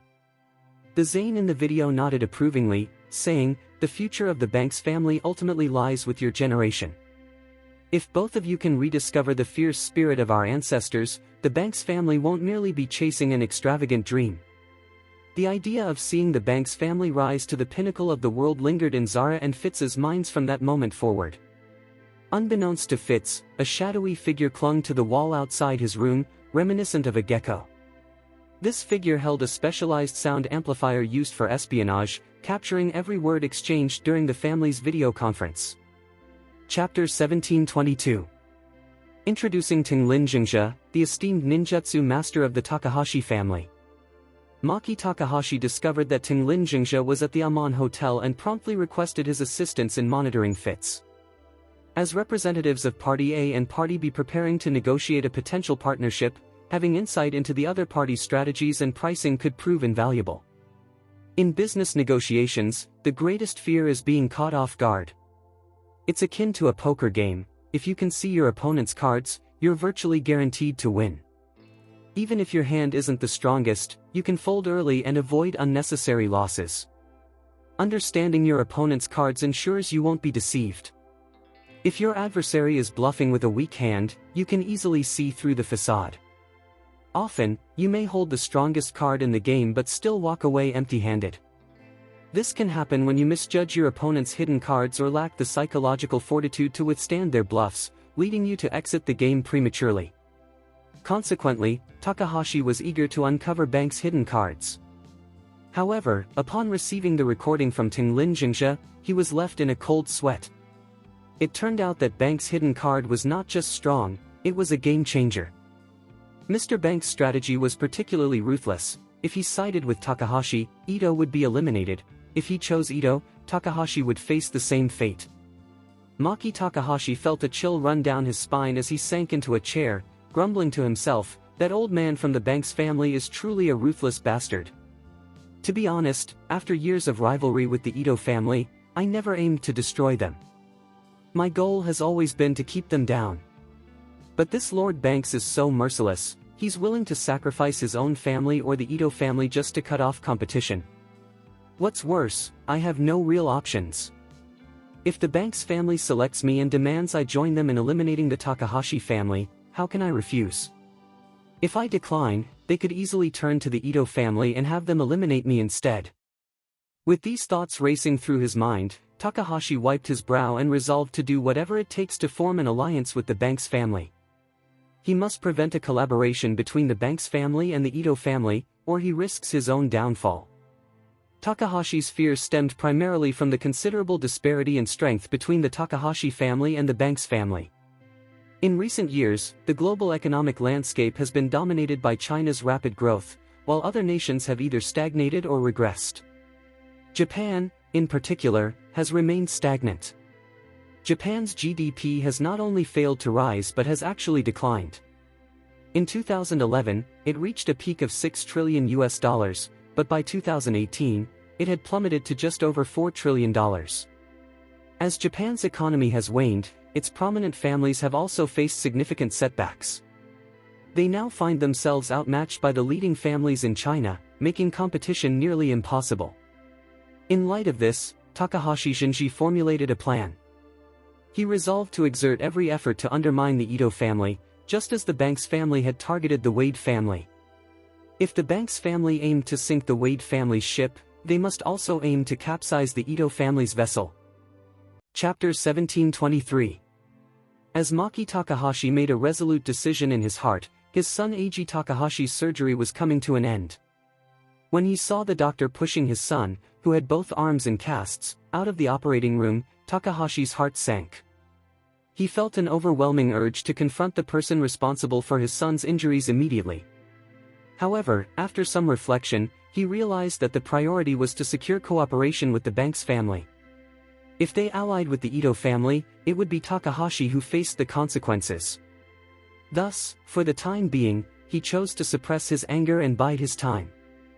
Fortunately, Tinglin Jingxia had already tracked down the perpetrator and was monitoring their movements closely. Takahashi felt assured that this individual was cornered and that their reckoning was only a matter of time. Eiji Takahashi was under local anesthesia, so he was still aware of his surroundings. Spotting his father waiting outside the operating room, he felt a wave of emotion wash over him, and tears began to flow. "Father, I'm so unfilial for causing you trouble," he exclaimed. Maki Takahashi waved his hand and sighed, "You're not to blame for this. Just focus on resting these next few days. Once your condition stabilizes, I'll take you home to recover." Eiji nodded vigorously. It's often after facing hardship that children truly appreciate the warmth of home. At that moment, someone hurried over and addressed Takahashi Maki with respect. "Chairman, Edo Yuhiko has sent flowers and fruit baskets as a gesture of condolence." Edo Yuhiko. Maki Takahashi's brows furrowed instantly upon hearing the name. He then uttered coldly, "Humph. Knowing the kind of person Edo Yuhiko is, he's sending flowers and fruit baskets now to mock me and revel in my misfortune. After his daughter was injured in that game in China, I sent him flowers and fruit baskets too, just to mock him. I didn't think he would retaliate so quickly." Eiji, with his arms in plaster, responded angrily, "Dad. Edo Yuhiko is a despicable bastard. The flowers and fruit baskets you sent him were reportedly tossed into the trash. Now he's doing this to deliberately humiliate me. I've lost so much face this time, I can only imagine how he'll taunt me in the future." Maki Takahashi attempted to reassure him, "Son, there's no need to be so upset. Perhaps Edo Yuhiko doesn't mean anything by it, he might just want to express his sympathy." Eiji retorted, "Dad, do you really believe that? His daughter was hurt, and he sends flowers and fruit baskets? Isn't that just a show of mockery? Maki Takahashi smirked. You have a point, I was indeed mocking him.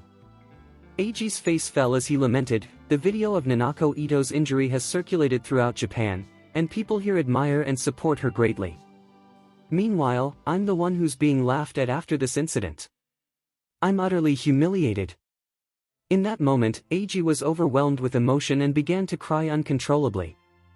His fragility was understandable. After all, he had once been a beloved playboy in Japan, with countless admirers calling him husband online. Yet now, in a blink, he found himself beaten nearly to death in front of the entire nation, an incident that would haunt him forever. Regaining that lost pride seemed almost impossible. Chapter 1724. Even if he truly had killed Charlie, it would have been futile. The horror of the beating was already well known among the Japanese people, leaving a deep scar in their hearts. Maki Takahashi wore a grim expression as he pondered how to console his son when suddenly, his cell phone rang. He glanced at the screen, noting the unfamiliar number, and reluctantly pressed the button to answer. To his surprise, it was Edo Yuhiko's voice on the other end. Hello, Brother Takahashi. I heard that Lord Eiji was beaten in Tokyo today. At first, Edo Yuhiko's tone seemed to convey concern, but anyone with a bit of intelligence could tell it was dripping with sarcasm. Maki Takahashi's expression darkened as he replied, Edo, I thought I saved your number. Did you change it? Nope, Edo replied, chuckling. My number is still the same. I'm using my assistant's phone. I didn't want to call you from my own. You see my name, right? Sorry to disturb you. Ha ha ha. Maki Takahashi's mood soured immediately. Edo Yuhiko was right. Had he known it was this call, he would have let it go to voicemail. It was unbelievable that this bastard had the audacity to mock him like this. Noticing Takahashi's silence, Edo Yuhiko continued with a smirk, Oh, Takahashi, why the quiet? Are you embarrassed about how your son was humiliated right at your doorstep? Unable to tolerate it any longer, Takahashi retorted, Edo, what do you want? If there's nothing important, I'm hanging up. Don't. Edo exclaimed cheerfully, I'm mostly called to point out how worthless you and your son must feel. Look, when my daughter was hurt, the entire nation rallied around her. But after your son was injured, everyone laughed. How can there be such a stark difference? Takahashi gritted his teeth in anger and replied coldly, Edo Yuhiko, just how low can you stoop? I swear, I hope I never see you again. Edo chuckled at Takahashi's anger, saying, There's a Chinese idiom that perfectly describes your situation. Do you know what it is? Maki Takahashi snapped, I don't want to hear it. Get lost. With that, he ended the call in frustration. However, moments later, he received a text message. The message read, Brother Takahashi, don't blame me for not warning you. You really need to change your attitude, otherwise, you might face the same fate as your son. Eiji is young, and breaking 2 arms isn't the end, but if you're older and break both arms, you might never recover. This message sent Takahashi into a rage. Just then, another text arrived from Takehiko Ito, Oh, and about that Chinese idiom I mentioned, it fits you perfectly, a fool jumps over the wall. Furious and with no outlet for his anger, Takahashi slammed his phone to the ground, shattering it into pieces. He shouted in a frenzy, Edo Yuhiko, you despicable bastard. Just wait, I swear Takahashi will have his revenge. At that moment, for the first time, a murderous intent towards Edo Yuhiko stirred in Takahashi's heart. Chapter 1725. For many years, Takahashi Maki and Edo Yuhiko have been locked in a fierce rivalry. Throughout this time, both have come to view one another as their primary competitors. Yet, it's important to note that Now Takahashi and Edo Yuhiko are both in their 50s this year. They were born during one of the most challenging and uncertain periods of post-war Japan, and they grew up in a relatively peaceful environment. As a result, they do not embody the violent and aggressive spirit of the older generation. Consequently, their long-standing competition has remained confined to the commercial arena. Neither has ever contemplated eliminating the other permanently. This situation is reminiscent of the rivalry between the leaders of Alibaba and Tencent. Despite their intense competition across various sectors, both adhere closely to laws and regulations. Even if there are underlying tensions, a basic level of courtesy and respect is maintained by both sides. As the saying goes on the internet, they smile on the outside while harboring resentment within. However, after overhearing a video conference involving the Banks family, Takahashi Shinji was both shocked and enlightened by Daigo's insights. In that moment, everything clicked for him. He realized he no longer wanted to compete with Edo Yuhiko within the bounds of legality. Instead, he hoped for Edo Yuhiko's complete disappearance from this world. More specifically, he wished for the entire Edo family to vanish. With them out of the way, the Takahashi family could operate freely in Japan. In Takahashi's mind, he had created a death list. At the top was Takehiko Edo, second was Charlie, who had caused harm to his son. While he believed it would be straightforward to eliminate Charlie, he anticipated significant challenges in dealing with Edo Yuhiko. This was because Charlie was merely a martial arts master from China and was currently being monitored by a ninjutsu expert he had dispatched, meaning he could be dealt with at any moment. However, eliminating Edo Yuhiko was a much greater challenge. After all, the Edo family had established a strong presence in Japan over the years, and their power was comparable to that of the Takahashi family. They also boasted a robust security detail. Moreover, Edo held a high social status in Japan. To kill him, one could not resort to direct violence, as that would likely lead to significant repercussions.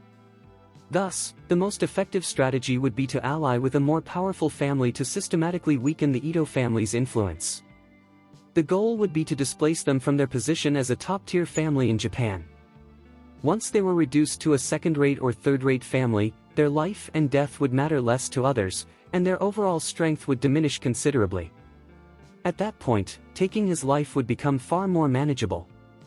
Therefore, to eliminate Edo Yuhiko, it was essential for him to collaborate with the Banks family. Ultimately, he believed that this partnership with the Banks family could only lead to success. Tinglin Zhengzhe and his 3 junior brothers lay in wait throughout the night, each in their designated positions. Chapter 1726. That night, the 4 of them divided into pairs for shifts, ensuring one person was always awake every 4 hours so that everyone could get some rest. They believed their arrangements were flawless, unaware that everything was orchestrated by Charlie. Charlie refrained from taking action because he wanted to formulate a plan first, and he had no intention of eliminating any threats just yet. His reluctance to confront the ninjas in Tokyo stemmed from his plans to visit several other cities soon. If the ninjas from the Takahashi family were taken out now, it would undoubtedly lead to them pursuing Charlie relentlessly, causing him significant inconvenience and trouble. Instead, Charlie thought it would be wiser to allow the 4 ninjas to follow them, creating opportunities to defeat them one by one along the way. At 8 o'clock the following morning, Charlie woke up, freshened up, and had breakfast. Isaac Cameron's motorcade was prepared downstairs. With Paul's work concluded, Charlie arranged for him to return to Oris Hill first, ensuring that his law firm's operations wouldn't be disrupted. After dropping off Paul, the convoy, which included Charlie, Don Albert, Liam, Isaac Cameron, Ichiro Kobayashi, and others, set off from Tokyo directly to Yokohama. Tinglin Zhengzhe and his younger brother trailed them in 2 commercial vehicles. Initially, they thought Charlie was only at the airport to see Paul off. However, when the convoy didn't return to downtown Tokyo but instead headed straight to Yokohama, they were caught off guard.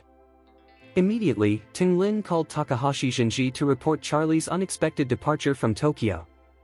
Maki Takahashi instructed him to continue the pursuit but advised against taking any rash actions for the time being. Meanwhile, Fitz and Zara were having an official meeting with Takahashi Shinji. They convened at the Takahashi family's property in Ginza, Tokyo, where Maki Takahashi warmly welcomed them into his office. After settling in, he said earnestly, "I wanted to have a simple exchange with you both yesterday, but due to the incident involving the dog, I regrettably neglected our meeting. Please forgive me." As the eldest son of the Banks family, Fitz smiled and replied, "Mr. Takahashi, you are too kind. What happened to Lord Eiji?" Maki Takahashi sighed and explained, "He underwent surgery on his arms and is currently in a cast." Recovery may take some time. Fitz nodded thoughtfully and said, "It's unfortunate that he had to go through such an ordeal. If Mr. Takahashi requires any assistance from the Banks family, please don't hesitate to let us know. We are always here to help." Although Maki understood that Fitz was merely being courteous, he responded gratefully, "Thank you, Master Banks, for your concern." Fitz smiled and replied, "There's no need for such formalities, Mr. Takahashi. If we can reach a cooperation, we'll be strategic partners. The Banks family highly values its partnerships. I spoke with my father last night, and he is also very concerned about Eiji's health. He has inquired several times if the Banks family can be of assistance. If the Japanese orthopedic doctors aren't satisfactory, we can send several specialists from Eastcliff." Maki Takahashi expressed his gratitude, "Thank you, Mr. Banks. If that need arises, I will certainly reach out to you." After their conversation, Takahashi sighed again, saying, "The Banks family's sincere approach towards its partners truly impresses us and makes us eager to collaborate. If we have the opportunity to establish a strategic partnership, the Takahashi family will commit wholeheartedly and strive to meet the Banks family's expectations." Fitz nodded with a smile, "That sounds promising. In that case, let's discuss the details of our cooperation." At that moment, Takahashi Jinji's expression turned serious. "Master Banks, Miss Banks, before we proceed, I would like to set a temporary precondition for our cooperation." Zara frowned and responded, "Mr. Takahashi, isn't it inappropriate to introduce new conditions at this stage?" Takahashi replied sincerely, "Ms. Banks, this condition does not involve raising prices from the Banks family. Instead, it requires the Banks family's cooperation in completely eliminating the Edo family." Chapter 1727. Zara's expression darkened as soon as Takahashi spoke. She couldn't shake the thought, "Just yesterday, my dad mentioned during a video conference that he would eliminate one of them and spare the other. Why is Takahashi now taking the lead in our plan to eliminate the Edo family? Is this just a coincidence? Could it be that Takahashi overheard our family's conversation last night?" Zara found her suspicions to be quite plausible. She mused, "Even though the bodyguards who accompanied us had their rooms checked when we checked into the hotel and were cleared of any bugs or cameras, we are still in Tokyo, which is Takahashi Shinji's territory. If he truly wanted to eavesdrop, it wouldn't be too difficult for him to find a way." Fitz shared her surprise and began to question whether Takahashi had indeed been listening in. However, with Takahashi Jinji directly in front of them, Fitz couldn't speak openly to his sister, so he simply gave her a knowing glance. Zara subtly nodded in response and then calmly addressed Maki Takahashi, "Mr. Takahashi, what drives your desire to completely eliminate the Edo family?" Takahashi replied, clearly furious, "That bastard Edo Yuhiko has been sabotaging me. If it were merely professional rivalry, it would be one thing, but he has crossed the line into personal insults against me and my family." As he spoke, Takahashi recounted how Yuhiko Ito had sent mocking flowers and fruit baskets just the day before, and had even called to taunt him. After expressing his indignation, he cursed in frustration, "Ito Yuhiko has gone too far, joking about my son and mocking me. It was then, while I was in the hospital yesterday, that I made my decision, it's either him or me." Takahashi wasn't foolish. He understood that if he hastily proposed an alliance with the Banks family to take down the Ito family, they might suspect they were being monitored. So, when he spoke of Ito Takehiko, he exaggerated his emotions, making himself appear deeply enraged. His performance was so convincing it could rival that of a seasoned actor. His strategy was clear: if the Banks family bought into his tale, they would be less likely to suspect any eavesdropping and would see him as a reliable ally. Listening to him, Zara felt a sense of relief. She found Takahashi's words believable, everything he said seemed so natural. With his son injured and already a figure of ridicule in Japan, Takahashi's frustration was understandable. The added mockery from Edo Yuhiko only intensified his anger. With that in mind, she smiled slightly and said to Maki Takahashi, "Mr. Takahashi, let's focus on our potential collaboration. Regarding the matter you mentioned, if we can reach a consensus on the cooperation itself, we can certainly discuss that further." Maki Takahashi's face lit up with excitement, "That's wonderful. Rest assured, Miss Banks, I am bringing 200% sincerity to this meeting. I believe the Takahashi family will prove to be the best partner for the Banks family. Meanwhile, while Maki Takahashi was engaged in detailed negotiations with Fitz and Zara, Charlie and his team had already arrived in Yokohama, heading directly to Kobayashi Pharmaceutical's production facility there. Mr. Quinton's medicinal materials had been delivered 2 hours prior. Consequently, Ichiro Kobayashi and Liam began organizing workers at the Yokohama plant to initiate trial production of Nova Dias. The trial run progressed smoothly, and by 4 o'clock in the afternoon, the first successful batch of Nova Dias powder rolled off the assembly line. Following that, Charlie and his team quickly set off for Nagoya, the most significant city in central Japan. By the time they reached Nagoya, it was already late. Chapter 1728. Isaac Cameron had already secured the finest hotels in Nagoya for everyone during their trip to Japan. Meanwhile, Charlie noticed that the 4 ninjas who had been tailing him had followed him right to this hotel. After Charlie and his companions checked in, Tinglin Jingxia, the leader of the 4 ninjas, arrived at the hotel's front desk with the other 3. They booked 2 rooms on the same floor as Charlie's. In a clever move, they reserved 4 separate rooms that were conveniently located next to 2 elevators and near the emergency exits at both ends of the hall. Given Japan's susceptibility to earthquakes, the design of their buildings often emphasizes escape routes, making a building with dual emergency staircases quite unique elsewhere. The strategic arrangement of their rooms was intended to allow them to closely monitor Charlie's every move, facilitating their surveillance. They chose not to stay directly next to Charlie because all the adjacent rooms were occupied by Isaac Cameron's team. Shortly after settling into his room, Charlie sensed that the ninjas were getting closer. Realizing they were also on his floor, he devised a plan. That night, he intended to test the skills of these Japanese ninjas. During dinner, Isaac Cameron's associates, including Zhang Luo, enjoyed the local delicacy of eel rice at Nagoya's most renowned restaurant. After the meal, Don Albert suggested they explore Nagoya's Roan business district together. Charlie, however, casually remarked, "You go ahead, I'd prefer to wander around on my own." Don Albert quickly responded, "Master Wade, we're not familiar with this area. It's best if you don't go alone. Just tell us where you want to go, and we'll join you." Isaac Cameron nodded in agreement, saying, "Yes, Master Wade, we should accompany you." Charlie waved his hand with a smile, "No one knows me in Nagoya, so why worry? I can take care of myself, so there's no need for concern." Understanding Charlie's determination, Isaac Cameron respectfully cautioned, "Master Wade, please don't stray too far. If you need anything, just give us a call." Charlie nodded, "All right, you all enjoy yourselves." With that, he set off on his own. Meanwhile, in a car parked across the street, Tinglin Jingxia Jr. asked, "Brother, should we follow him?" Tinglin Jingxia smirked, "He's checked into the hotel, and he'll definitely return. He won't escape." Another junior inquired, "So you don't think we need to follow him?" Tinglin Jingxia replied, "We still need to keep an eye on him. I promised Mr. Takahashi that he wouldn't leave our control area. I'll send the 4th one to follow him while we quickly plant a bug in their room." A man in his 30s sitting in the back seat chimed in, "All right, brother, I'll follow him."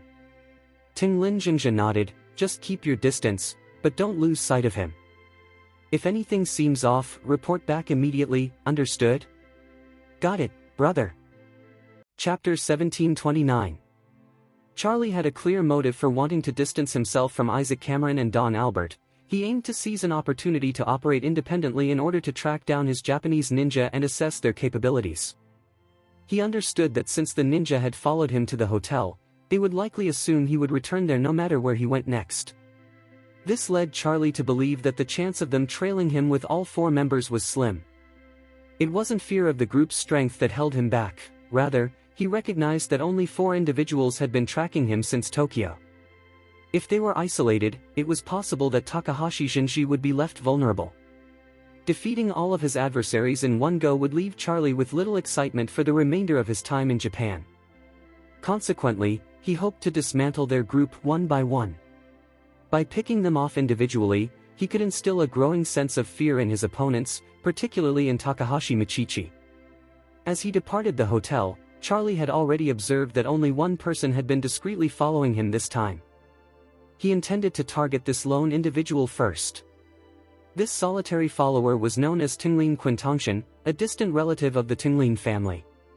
He had learned ninjutsu from Tingling Jingzha's father during his youth, making him akin to Tingling Jingzha's brother. Among Tingling Jingzha's 4 brothers, Tingling Quintongshan may not have been the strongest, but his talent was exceptional, particularly in the areas of concealment and tracking. Over the years, he had never failed to catch anyone he was pursuing. As Tingling Quintongshan trailed Charlie, he maintained a distance of 100 to 200 meters, carefully maneuvering away from the busy city and residential areas. His presence was remarkably subtle, and he controlled his aura with precision. Those with lesser abilities would likely remain unaware of his watchful gaze. After leaving the city, Charlie made his way to a riverside park. As night had fallen and temperatures dropped, the park was deserted. Tingling Quintongshan, seeing Charlie enter the park, followed him without hesitation. However, he was taken aback when Charlie, who had been right in front of him, suddenly vanished upon entering the park.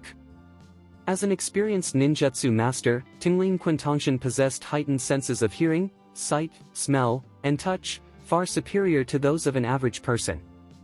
He could detect sounds imperceptible to others and notice things that would go unnoticed by most. His most remarkable ability was his exceptional hearing. During nighttime tracking, he relied heavily on this sense. Tingling Quintongshan could hear crickets rustling in the grass and ants emerging from their nests within a radius of 200 to 300 meters. His keen hearing allowed him to detect everyone's breathing and heartbeats within a 500-meter radius. While individuals might attempt to conceal their presence by remaining silent, breathing and heartbeat are unavoidable. Thus, it was nearly impossible for anyone to elude Tingling Quintongshan's vigilant observation. Yet, Charlie, who had been within Tingling Quintongshan's auditory and visual range, suddenly disappeared without a trace, leaving no footsteps, breaths, or heartbeats. While it might be feasible to hold one's breath momentarily, stopping one's heart is certainly beyond human capability. This unexpected turn of events heightened Tingling Quintongshan's anxiety. Recognizing the oddity of the situation, he immediately stifled his breath to the utmost and remained completely still, straining to listen intently to the surrounding sounds. At the same time, he drew 2 dark shurikens from his sleeves. The shuriken, a staple weapon of Japanese ninjas, measures about 15 centimeters in length and features symmetrical blades on both sides with a short handle, resembling a dagger. Chapter 1730. The way a shuriken is used differs significantly from a dagger. While daggers are primarily utilized for piercing and cutting, shurikens are designed for throwing. One could compare the use of shuriken to the fighting style of Jackie Chan as depicted in martial arts novels. Chinese martial arts often emphasize honor and uprightness, in contrast to Japanese ninjutsu, which is known for its cunning and ruthless tactics.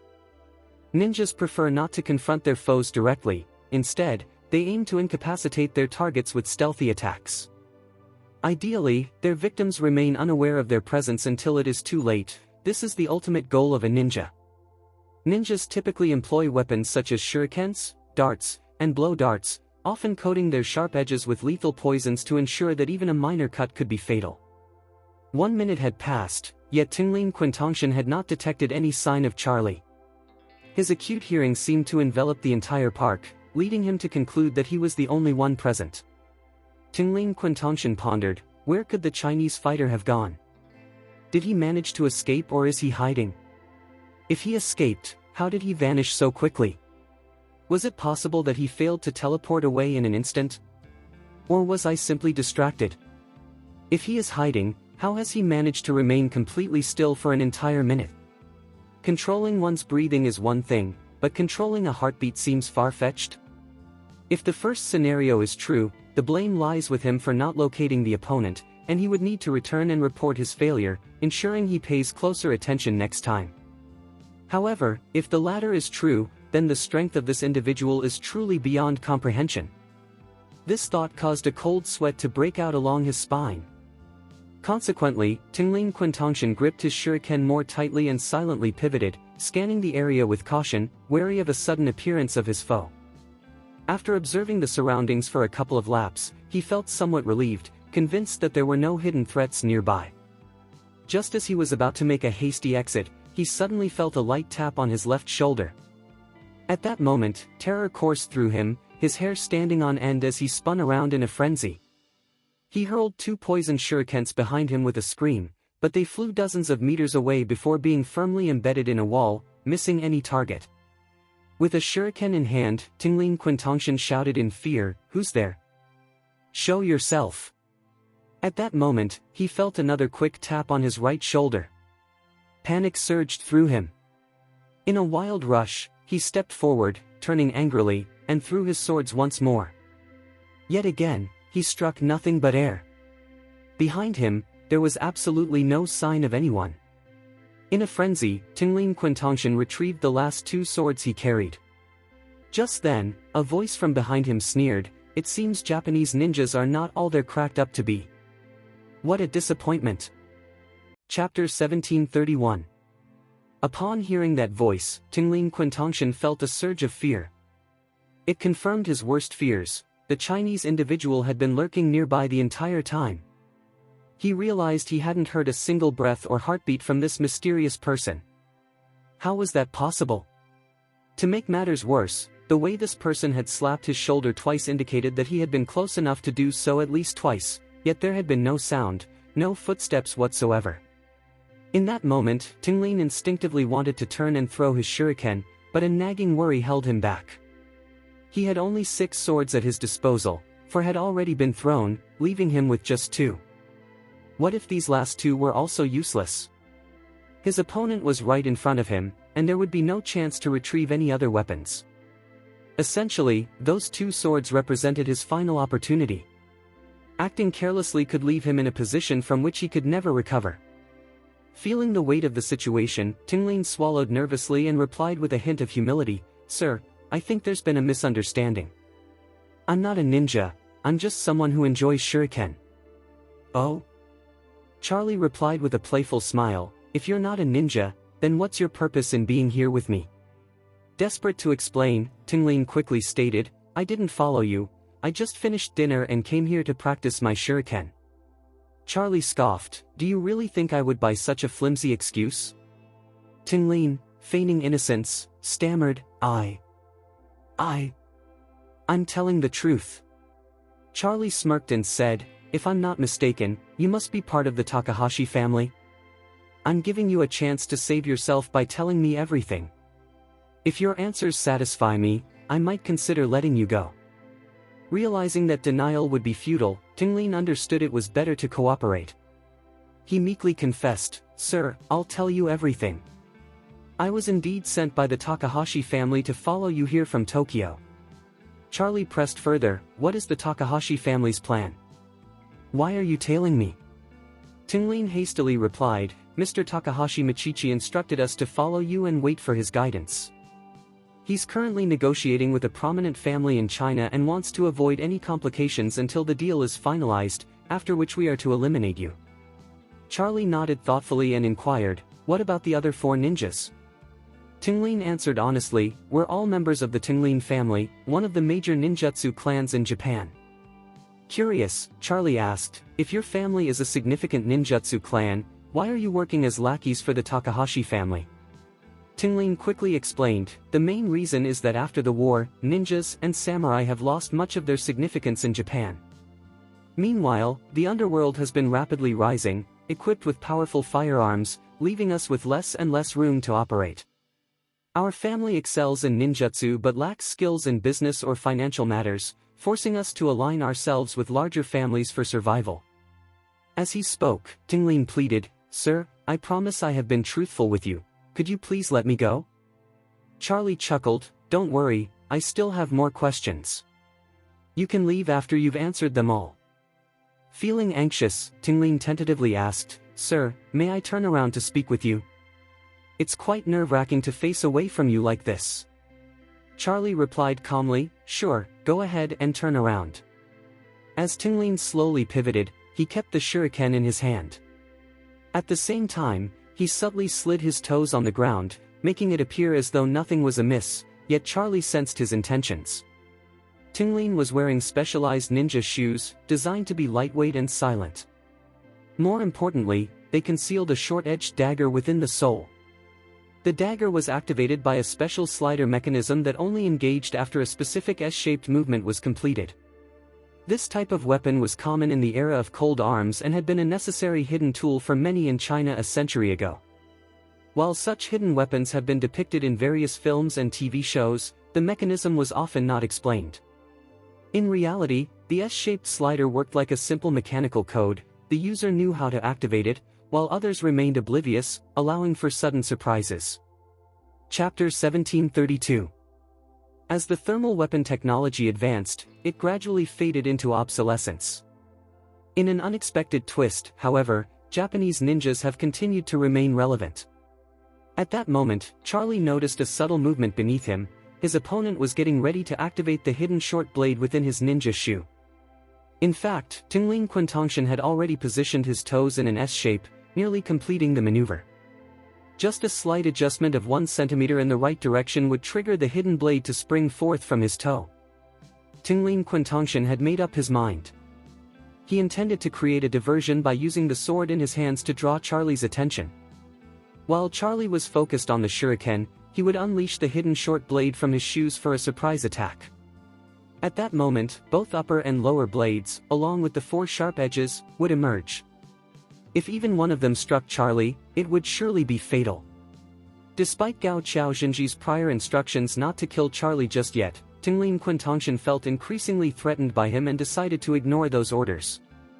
His priority was clear: eliminate Charlie. With determination, he began to draw Charlie into conversation. "Sir, feel free to ask any questions. I will answer honestly." Charlie nodded, inquiring, "Are you for the strongest under Takahashi Shinji?" "Absolutely," Tingling Quintongshan replied confidently. Charlie frowned, a hint of disdain creeping into his voice. "I find it hard to believe that the 4 of you are truly skilled. Isn't your expertise limited to throwing knives? And judging by your current state, it seems you're struggling. With those skills, no one in China would even bother to watch you perform in the streets, and you'd be left behind." Feeling insulted, Tingling Quintongshan snapped back, "That's nonsense. My shuriken accuracy is unmatched. I can slice the wings off a fly from 100 meters away." Charlie arched an eyebrow. "Is that so?" Tingling Quintongshan asserted, "Of course. If you doubt me, I can demonstrate." Charlie smirked dismissively. "Go ahead, put on your show." Realizing the moment had arrived, Tingling Quintongshan gritted his teeth and sneered, "All right. Just watch." With that, he abruptly thrust both swords towards Charlie. Simultaneously, he subtly rubbed his feet against the ground, causing the short blades from his toes to spring out instantly. Without hesitation, Tingling Quintongshan lunged forward to kick Charlie. Charlie was already prepared, a look of contempt flickering across his face. He remained still, merely snapping his fingers, releasing 2 invisible forces that slightly deflected the incoming shurikens. Then, he moved his swords in a swift motion resembling the Chinese character 8, effortlessly dodging Charlie. Tingling Quintongshan's face turned pale with fear at this unexpected turn of events. He could only hope for success with his toe blade. A gust of wind accompanied his kick aimed at Charlie. Charlie's expression remained unfazed as he swiftly countered, seizing Tingling Quintongshan's ankle with a tight grip. Tingling Quintongshan noticed the short blade from his toe was merely inches away from Charlie. Yet he found himself utterly immobilized, unable to advance even slightly. Charlie's voice dripped with scorn as he taunted, "Since you enjoy using short blades so much, I'll grant your wish and provide an ending to your story." Tingling Quintongshan, gripped by fear, pleaded, "No. Please." Before he could finish, he felt a sharp pain shoot through his ankle and knee. With a sickening crack, Tingling Quintongshan watched in horror as his calf bent unnaturally forward from the knee. Charlie had effortlessly broken his leg with one hand.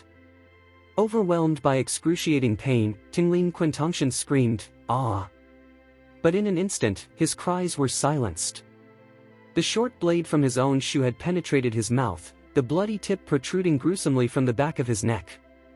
Chapter 1733. As Tingling Quintongshan felt the sharp blade pierce his skin, a wave of pain and numbness washed over him, spreading a debilitating weakness throughout his body. The agony stemmed from the blade's wound. The sense of helplessness emanated from the poison coating it. Struggling to breathe, his face grew increasingly bruised as he stared in horror at Charlie, tears welling in his eyes.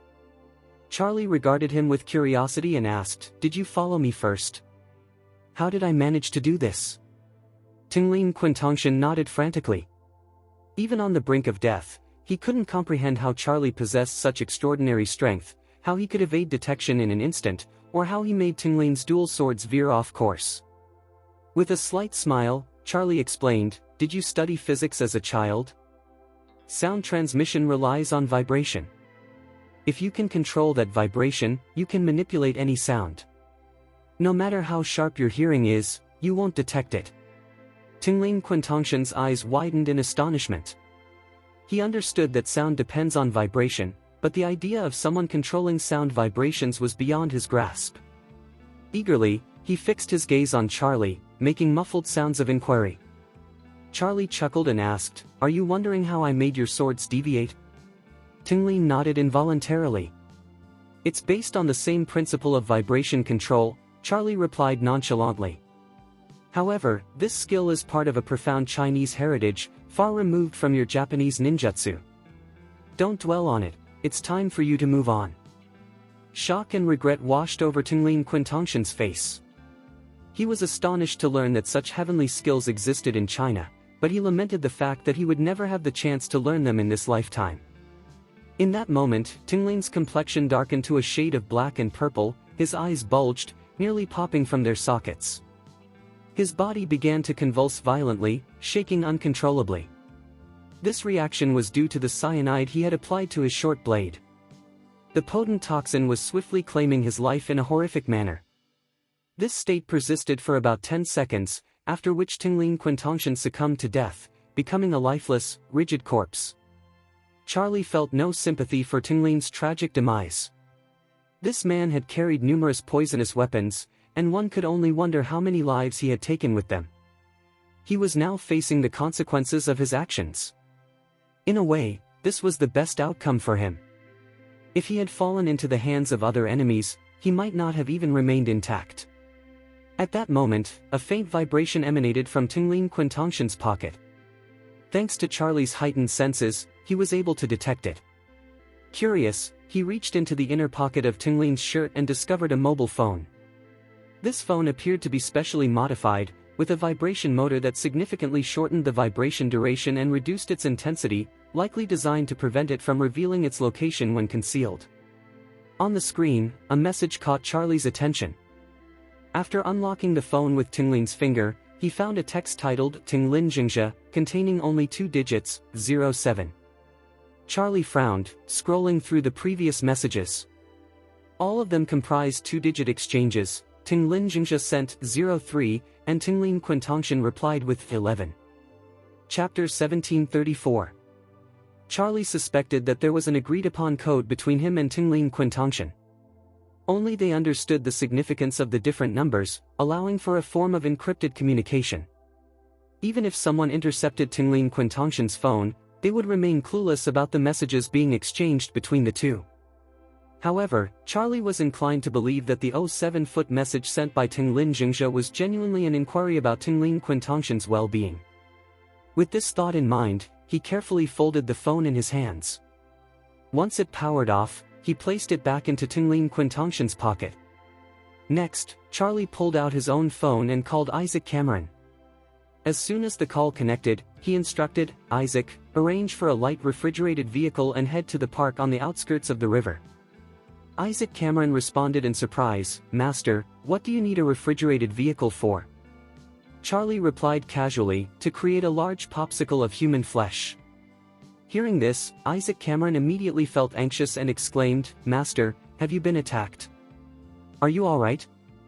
"I'm perfectly fine," Charlie reassured him. "Just follow my instructions and find that vehicle. I'll send you the address shortly." "Understood," Isaac confirmed.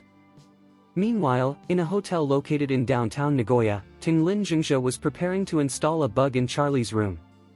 To be cautious, he sent a message to Tingling Quintongshan, inquiring about the tracking situation, specifically, where Charlie was and when he would be back. If Charlie was going to be away for a while, it would be safe for him to slip into the room unnoticed. However, after sending the message, Tinglin Quintongshan did not respond, which made Tinglin Jingzhe feel uneasy. The other two juniors were present in the room as well. Noticing Tinglin Quintongshan's lack of response, they all appeared worried. Having worked closely together for years, the four of them were very familiar with one another. Communication was seamless, and replies were typically received within seconds. It was unusual for there to be a delay of several minutes without a response. Tinglin Jingzhe couldn't help but mutter, could it be that Quintongshan has been discovered by the other side?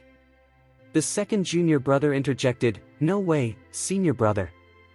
The fourth child is incredibly good at concealing himself. If he gets serious, the three of us combined might not even find him.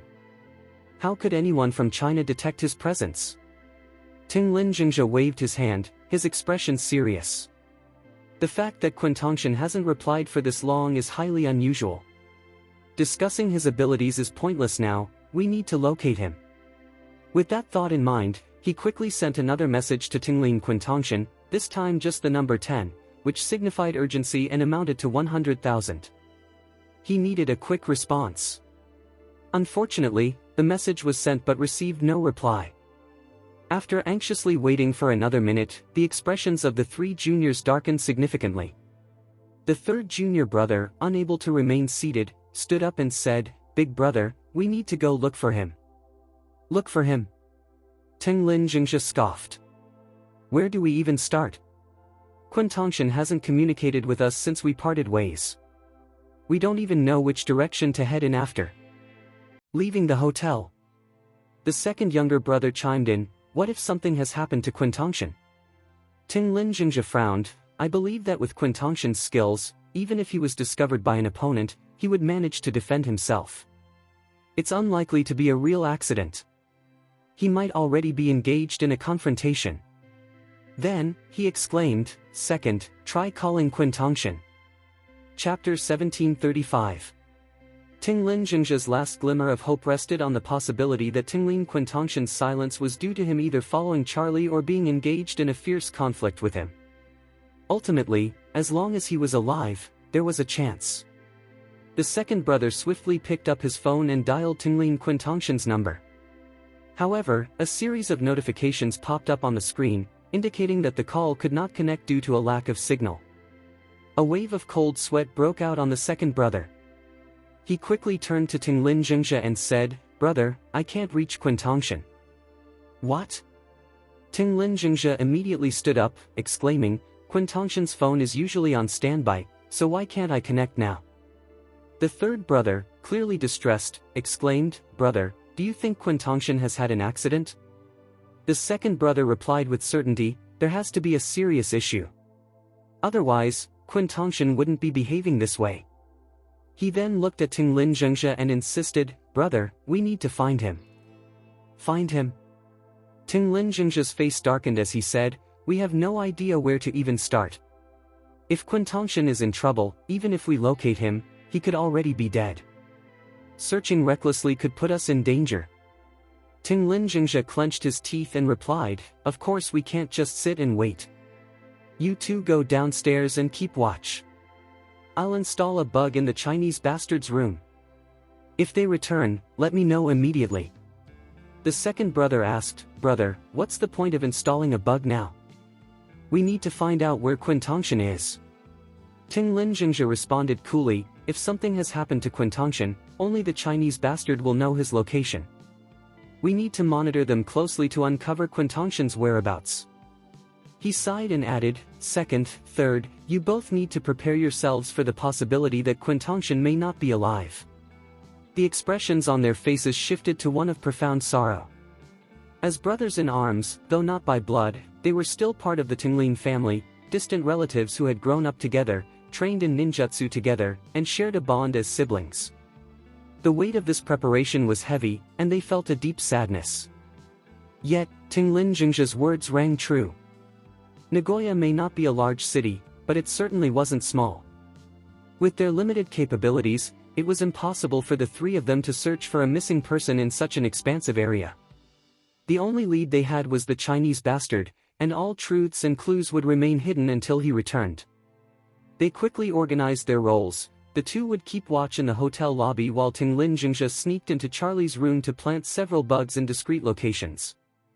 10 minutes later, Isaac Cameron and Don Albert, along with 3 of his subordinates, arrived in a refrigerated truck at the park where Charlie was located.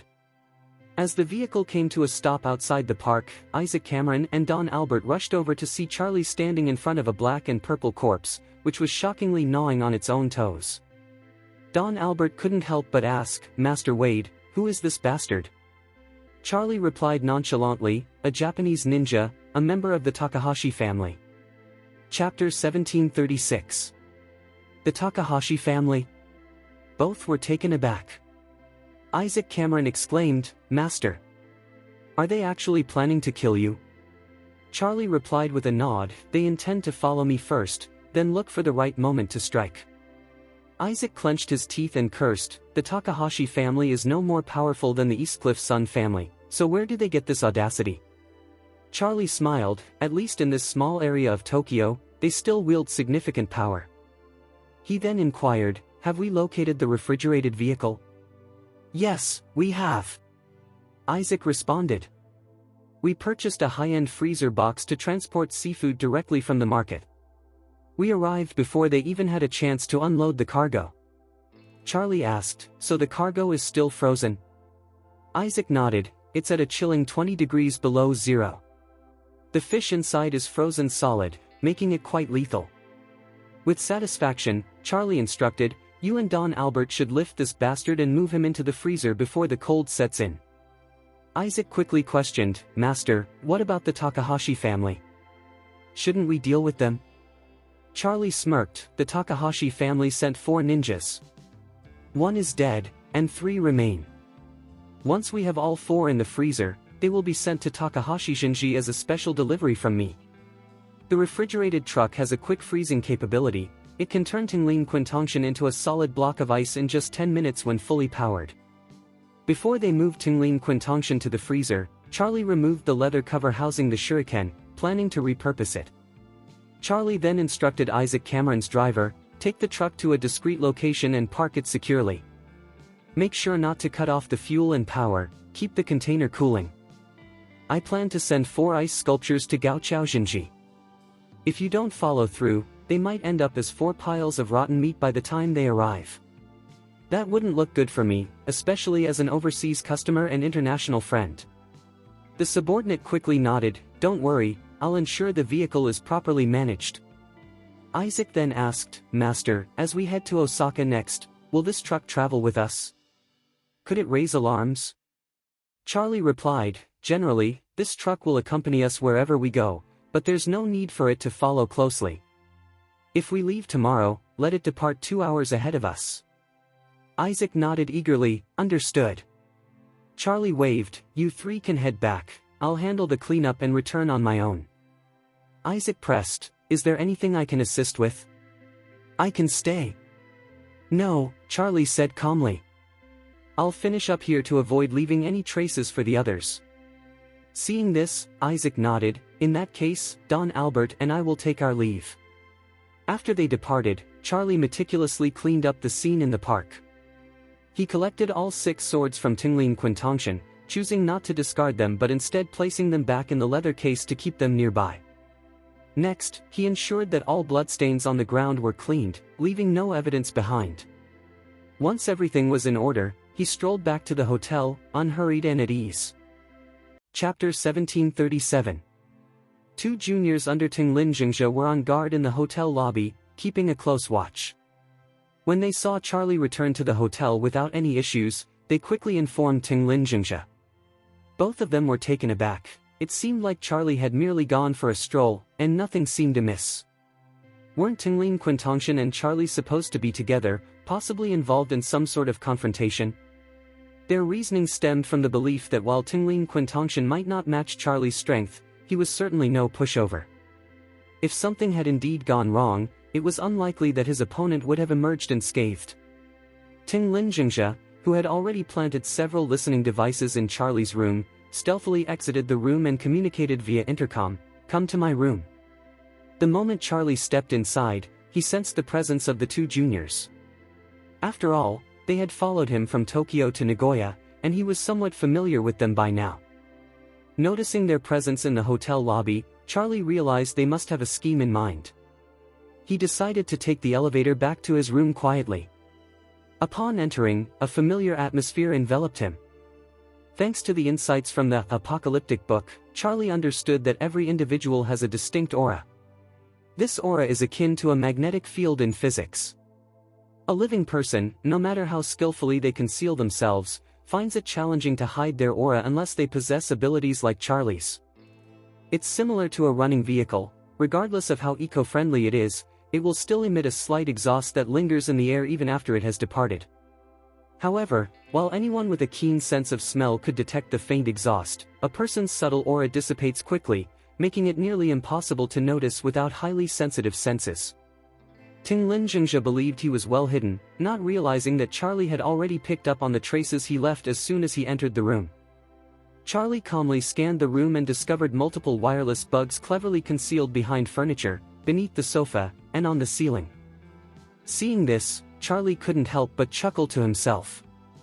Since his Japanese associates had resorted to wiretapping, if he didn't play along, he felt it would be a disservice to their elaborate setup.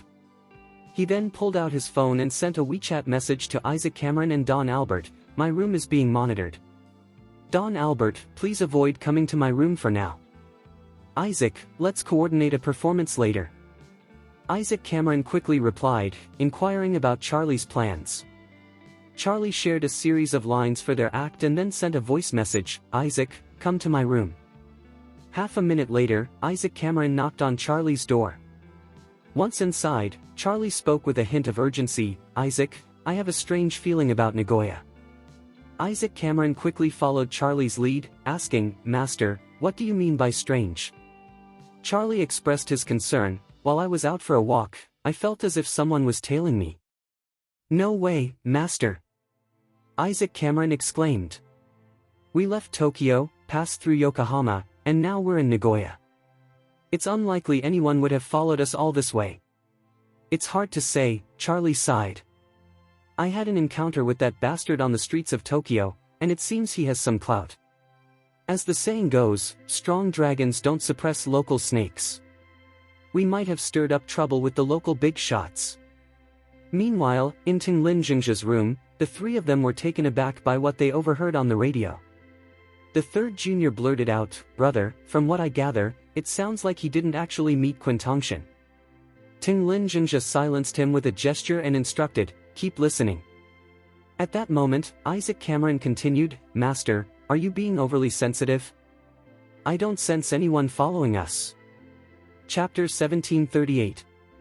Charlie spoke with a serious tone, "I can't shake the feeling that something is amiss. Just a moment ago, while I was out for a walk, I thought I heard someone behind me, as if a fight was occurring. I could hear the clash of weapons, but when I turned around, there was nothing there." Isaac Cameron paused to consider this and replied, "Master, I believe you might be overreacting. It's possible you experienced auditory hallucinations." "It doesn't quite sit right with me," Charlie said, smacking his lips. "The sounds I overheard were chaotic. It seemed like several people were attacking, and then I heard someone struggling and whimpering, as if their mouth had been covered. When I approached, I found a pool of blood on the ground, along with a shoe. That shoe was incredibly strange." Isaac Cameron responded, "Master, the blood might be from an animal. But what's odd about a shoe?" Charlie replied earnestly, "You won't believe this, but there was a knife on the toe of that shoe. It felt like something out of a movie, like a damned trap." Isaac Cameron exclaimed, "What? A knife on the toe of the shoe? That's bizarre." In Tinglin Jingja's room, the trio listened to Charlie's account, their expressions filled with fear. The second brother spoke up, visibly shaken, "Brother, that sounds like the ninja shoes of Quintongshan." Tinglin Jingja's brow furrowed with concern. If what he said is true, it's possible that Quintongshan has been attacked by someone. The third brother chimed in, "It's very likely that he's also a ninja." Meanwhile, Isaac Cameron turned to Charlie and asked, "Master, do you think this could be the legendary Japanese ninja at work?" Charlie nodded in agreement. I believe that's a strong possibility. Curious, Isaac Cameron inquired, did you happen to witness a ninja battle? Charlie contemplated this before responding, it feels too coincidental. Deep down, I sense that this situation might somehow connect to me. Is that even possible? Isaac Cameron blurted out. Are you suggesting that someone was trying to trap you, and then they were ambushed by others? Charlie remarked, who knows? It's plausible. This place in Nagoya feels off to me. We need to wrap things up here and leave as soon as possible. Isaac Cameron agreed, saying, Master, I'll make arrangements for us to reach the airport by midnight. The pharmaceutical factory will begin trial production early in the morning. If everything goes smoothly, we'll leave this troublesome place behind. Sounds good, Charlie sighed, muttering under his breath, this is so frustrating. I've never had to deal with this level of anxiety since arriving in Japan. If we don't exit quickly, I may find myself entangled in the disputes of a major Japanese family. With that, Charlie waved his hand, instructing, go back and inform everyone to stay vigilant and avoid making mistakes. Understood. Isaac Cameron affirmed before departing from Charlie's room. Meanwhile, Tinglin Jingja felt a sense of confusion settling in. He and his two younger brothers were convinced that Charlie's words held truth. There were 4 reasons supporting this belief. First, it was unlikely that Charlie could walk away unscathed after a confrontation with Tinglin Quintongshan. Second, Charlie wouldn't have been able to detect any bugs in the room, making it unnecessary for him to fabricate a lie or act in his quarters. Third, Charlie had specifically mentioned Tinglin Quintongshan's ninja shoes and the hidden blade within them. This detail was well kept, the 3 brothers knew it was improbable for Tinglin Quintongshan to resort to such a tactic unless absolutely necessary. Fourth, Charlie's mention of multiple fighters suggests that Tinglin Quintongshan might have been ambushed, which aligns with his sudden disappearance. After reflecting on all of this, Tinglin Jingja clenched his teeth and declared, all of this points to one clear fact, we are being targeted by another group of ninjas. The second junior brother interjected, brother, who do you think it could be? Tinglin Jingja pondered for a moment before responding earnestly, we haven't crossed paths with any ninja families recently, so I suspect that whoever attacked Quintongshan is likely an enemy of the Takahashi family. The third brother slapped his thigh, exclaiming, could it be the Edo family? Chapter 1739. At this very moment, in Tokyo, Japan, Maki Takahashi has just wrapped up an entire day of discussions with Fitz and Zara.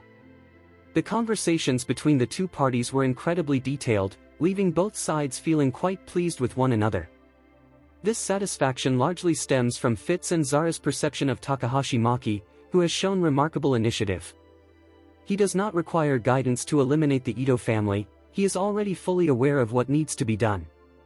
Furthermore, to expedite the cooperation agreement, Takahashi made a strategic decision to lower his expected profit share on the specific terms of collaboration by a few percentage points. Initially, Fitz aimed to discuss a 3-7 cooperation agreement, where either the Takahashi family or the Edo family would receive only 30% of the profits. However, to Fitz's surprise, Takahashi voluntarily reduced his anticipated profit share to 25%. Even Zara felt confident that the target for this partnership would likely be the Takahashi family, leaving little room for negotiations with the Edo family.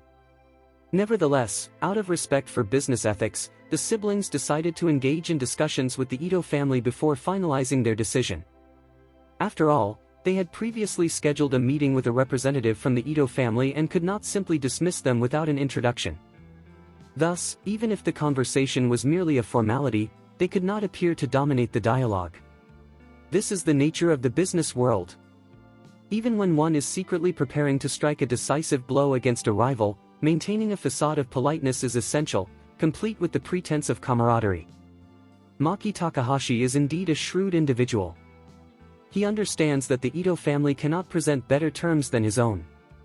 Even if they were willing to accept a 25% share, they would not dare to propose an alliance with the Banks family to eliminate him. In the realm of business during peaceful times, most individuals are wary of openly discussing hostility.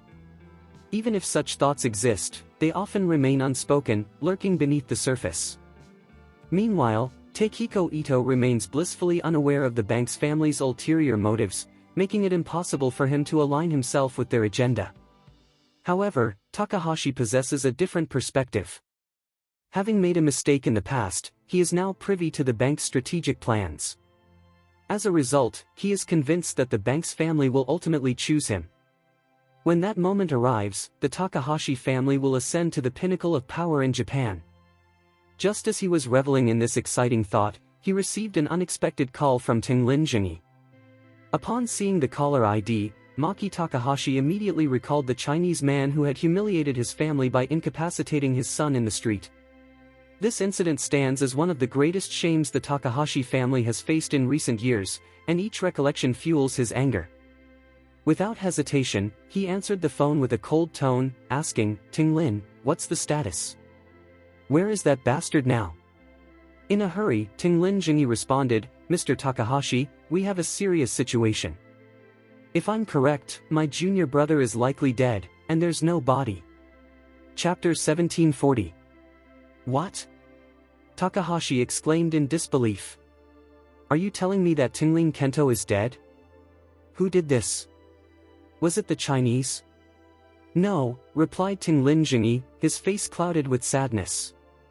It's very likely that it was another ninja family responsible for this. Takahashi Maki furrowed his brow. Another ninja family? Did you provoke anyone? No, Tinglin Jingi assured him. Mr. Takahashi, our brothers have been loyal to you for years. Aside from your known enemies, we haven't made any others. I suspect this attack is aimed at you. Aimed at me? Takahashi gasped. Who would target me? And if they're using ninjas, they must have significant backing. Tinglin Jingi inquired, Mr. Takahashi, do you believe it could be the Edo family? I've heard that the renowned Koga family in the ninja community has always maintained close ties with them.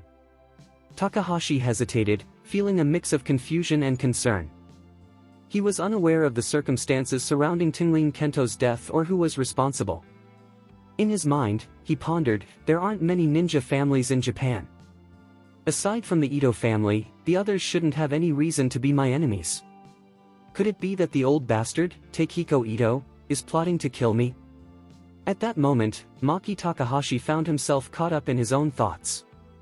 He had initially intended to eliminate Takehiko Ito, leading him to suspect that Ito might also be scheming against him. It feels like everyone is a swordsman, eager to see each other fall. With that thought, he spoke out loud, the prominent Banks family is coming to Tokyo to meet me first. Takehiko Ito must be fuming, he could very well be targeting me. I suspect he's now trying to negotiate with the Banks family.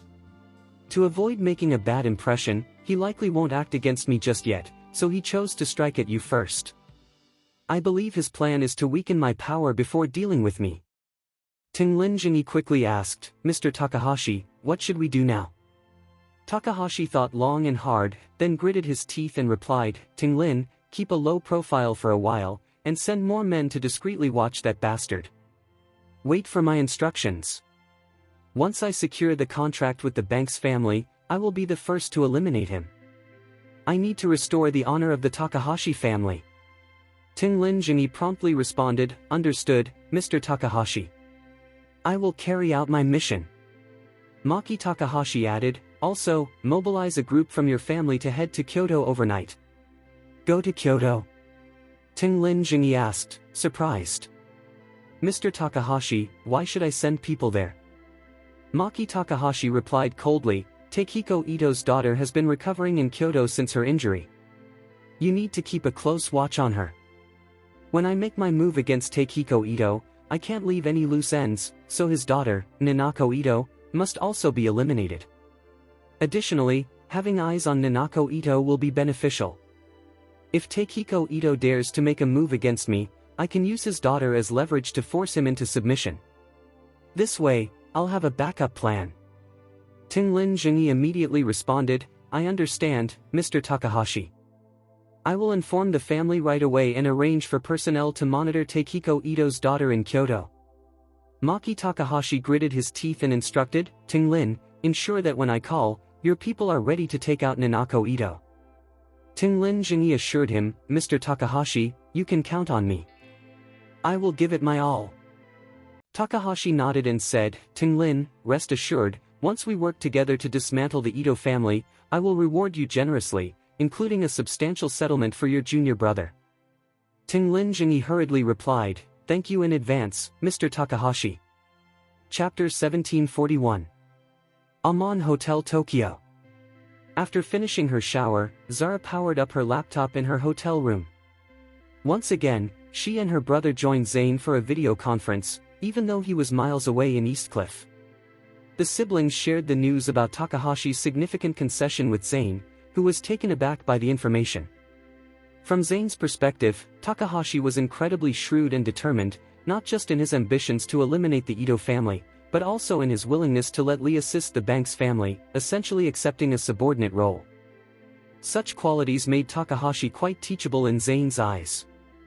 Zara remarked, Dad, we're scheduled to meet Takehiko Ito from the Ito family tomorrow as previously arranged. However, I believe Takehiko Ito has already lost his competitive edge in this partnership. Bridge clearly understands the better conditions. Zane nodded thoughtfully and chuckled, then just go through the motions. After completing the formalities, you can sign the agreement with the Takahashi family.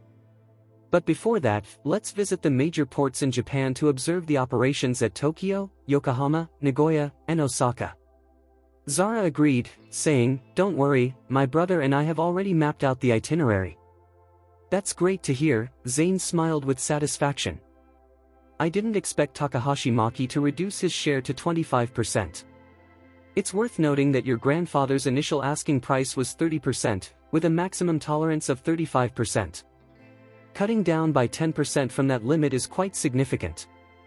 Once the contract is signed, your grandfather will be thrilled and will surely commend you both. Fitz chimed in, Dad, if Grandpa really gives us that credit, can we convince him to hand over the entire ocean shipping business to our family? Zane laughed, I'll definitely aim to secure this business from him, and I believe the chances of him agreeing are quite high. You two should focus on preparing for the cooperation in Japan, while I discuss it with your grandfather, trying to persuade him to pass this business on to you siblings. Zara quickly interjected, Dad, I don't want to take it on, let my brother handle it instead. Zane looked puzzled. Why? Why would you pass up such a fantastic opportunity? Zara replied earnestly, I plan to go to the United States to pursue an MBA after this project is finished. Fitz responded eagerly, oh, sister, you're already so talented. Why waste time on an MBA? It would be better to return and start securing some resources for the family right away. Zara shook her head. Learning is a lifelong journey. I'm not ready to return to work just yet, and I'm not particularly interested in family resources. Zane urged, Zara, you're not getting any younger. It's time to start thinking about marriage.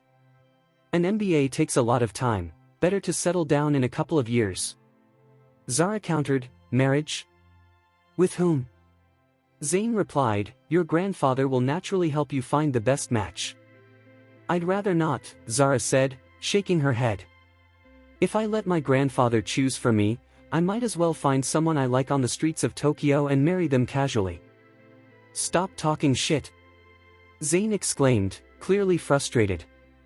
Your grandfather might send you to Japan for cooperation talks, but he would never allow you to marry a Japanese man. Zara smirked playfully and said to Zane, who said I intended to marry a Japanese? There are plenty of Chinese people in Tokyo as well. I even met one on my way here, tall, handsome, and quite charming. I think he's more appealing than someone my grandfather would choose for me. Fitz awkwardly asked, do you even know his name? Zara hummed, I was just using that as an example. It doesn't really matter what his name is. I could always ask him the next time we meet.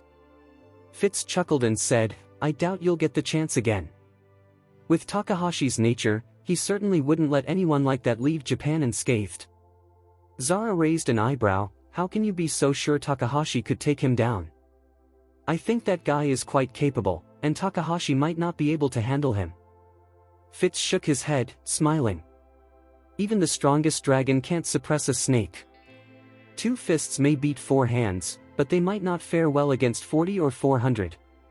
Chapter 1742. Upon hearing this, Zara's expression turned serious.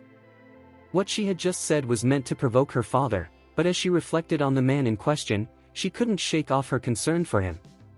Worried that Maki Takahashi would not let him off easily, Zara exclaimed, "The next time I have a meeting with Maki Takahashi, I will issue a warning. If he dares to harm that man after our cooperation is established, I will terminate the partnership immediately." Bullshit. Zane reprimanded her sharply. As the representative of the Banks family, everything must prioritize the interests of our family. You cannot allow a stranger to interfere with our goals. As long as we secure the best concession from Takahashi Maki, what does this man's fate have to do with us?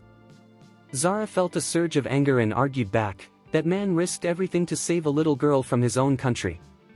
How can I stand by and let the Takahashi family kill him?" Zane scoffed, "So when the Takahashi family decides to kill him, you plan to just watch?" "Dad! How can you even think like that? Don't you have any principles or morals?" Zara shot back, her voice filled with disbelief. "Principles and morals?" Zane replied coldly. "My principles and morals serve the interests of the Banks family. For the family's benefit, I'll set aside any moral considerations." Zara was left speechless, unable to find a retort. At that moment, Fitz hurriedly interjected, "Dad, Zara, we still have business to discuss. Why are you two arguing?" With a dark expression, Zane said, "Enough of this pointless discussion. Zara, you're heading off to study for your MBA, we can revisit this topic when you return." "There's no need to revisit it," Zara replied coldly. "I've received my admission notice from Harvard Business School. Classes start in August, and I'll be leaving in May." "You, young lady," Zane began to respond, but just then, Fitz received a call on his cell phone. It was from an assistant who had accompanied them to Tokyo. The assistant messaged, "Young master, Ryota Matsumoto, the patriarch of the Matsumoto family in Tokyo, requests to meet you and Miss Zara at the hotel reception." "The Matsumoto family?" Fitz frowned. "Aren't they ranked third in Tokyo?" "Yes," came the reply. Fitz looked at the video conference interface on the computer and asked, "Dad, Zara, the Matsumoto family wants to meet us. Should we agree to this?" Zane responded with disdain, "From what I know, the Matsumoto family's influence pales in comparison to that of the Takahashi and Edo families. We only need to focus on those two, there's no need to waste time on someone insignificant." Fitz instructed the assistant on the phone, "Politely decline the Matsumoto's request. Tell them I'm not seeing guests at the moment." At that moment, Zara spoke up, "Brother, let's consider meeting them. Ryota Matsumoto has proven himself capable. Uniting the Matsumoto family under his leadership is no small feat, plus, it's significant that the patriarch of a family has taken the time to meet us personally. If we ignore this, it may come off as disrespectful." Zane interjected, "Zara, it's great that you think things through, but sometimes overthinking can be counterproductive. If we meet with Ryota Matsumoto tonight, what's to stop the 4th, 5th, or even 50th families in Tokyo from seeking an audience with us tomorrow? Are you prepared for that?" This, Zara hesitated, unsure of how to respond. Zane concluded, "All right, the decision is still up to your brother. We'll decline the meeting." Zara nodded in agreement, "Okay." Chapter 1743. Welcome to the lobby of the Amon Hotel. Ryota Matsumoto, a dynamic figure yet to reach his 40s, eagerly anticipates his meeting with the Banks family. This time, he has personally arrived at the hotel, hoping that his humble demeanor will open the door for an opportunity to interview the Banks family. While the Matsumoto family doesn't quite measure up to the Takahashi and Edo families in terms of power, Ryota Matsumoto believes in his own capabilities, feeling he stands on equal footing with anyone else. His youth and audacity make him a prime candidate for partnership with the Banks family. Although the Matsumoto family struggled in their early years, falling short of the Takahashi and Edo families, Ryota has led his family to rapid growth, narrowing the gap between them. Indeed, the Matsumoto family is considered the fastest rising family in Tokyo. 10 years ago, they were virtually unknown, but now they stand just behind the Takahashi and Edo families, a remarkable transformation that many regard as miraculous. Consequently, Ryoto Matsumoto feels that as the head of his family, his personal visit to the hotel should grant the Banks family a considerable amount of respect. Unbeknownst to him, the Banks family views the Matsumoto family's strength as only about half that of the Takahashi or Edo families, leading them to dismiss Ryoto's presence. At this moment, Ryoto is brimming with confidence. He is widely recognized as a business genius in Japan, a young, affluent individual with the proven ability to make impactful decisions. He believes the Banks family should welcome him for an interview, where he intends to leverage his eloquence and vision to persuade them into a partnership. Meanwhile, Ryoto's assistant appears somewhat anxious, posing the question, "Boss, do you think the Banks family will actually consider cooperating with us?" Ryoto straightens his suit and tie, exuding confidence as he replies, "When we meet shortly, I will showcase my abilities and charm to make the Banks family realize that I, Ryoto Matsumoto, am their ideal partner." As for Takehiko Ito and Maki Takahashi, they are merely outdated thinkers, lacking the modern capabilities we possess. Just as he finishes speaking, an assistant from the Banks family makes a call to the front desk. The young woman at the front desk answers promptly and approaches Mr. Matsumoto, bowing as she conveys the message, "Mr. Matsumoto, I'm afraid Mr. Banks and Ms. Banks are unavailable to meet with you. Please return." Ryoto Matsumoto stands in shock, momentarily processing her words. "What do you mean? They can't see me?" The front desk attendant nods slightly and reiterates, "It's true, so please leave." Heat rises to Matsumoto's face. After all, he is the patriarch of the Matsumoto family and a prominent leader among young Japanese entrepreneurs. His humble visit to the hotel was meant to reflect his respect for the Banks family. Yet, he never imagined that despite his humility, he would be met with such a blunt and harsh dismissal. "No time. They expect me to leave just because they can't meet?" The Banks family is far too arrogant, perhaps even excessively so. Just because you are one of China's elite families with impressive projects, it doesn't give you the right to disregard my dignity. Moreover, if you choose to disrespect me, you shouldn't delegate that to a hotel front desk.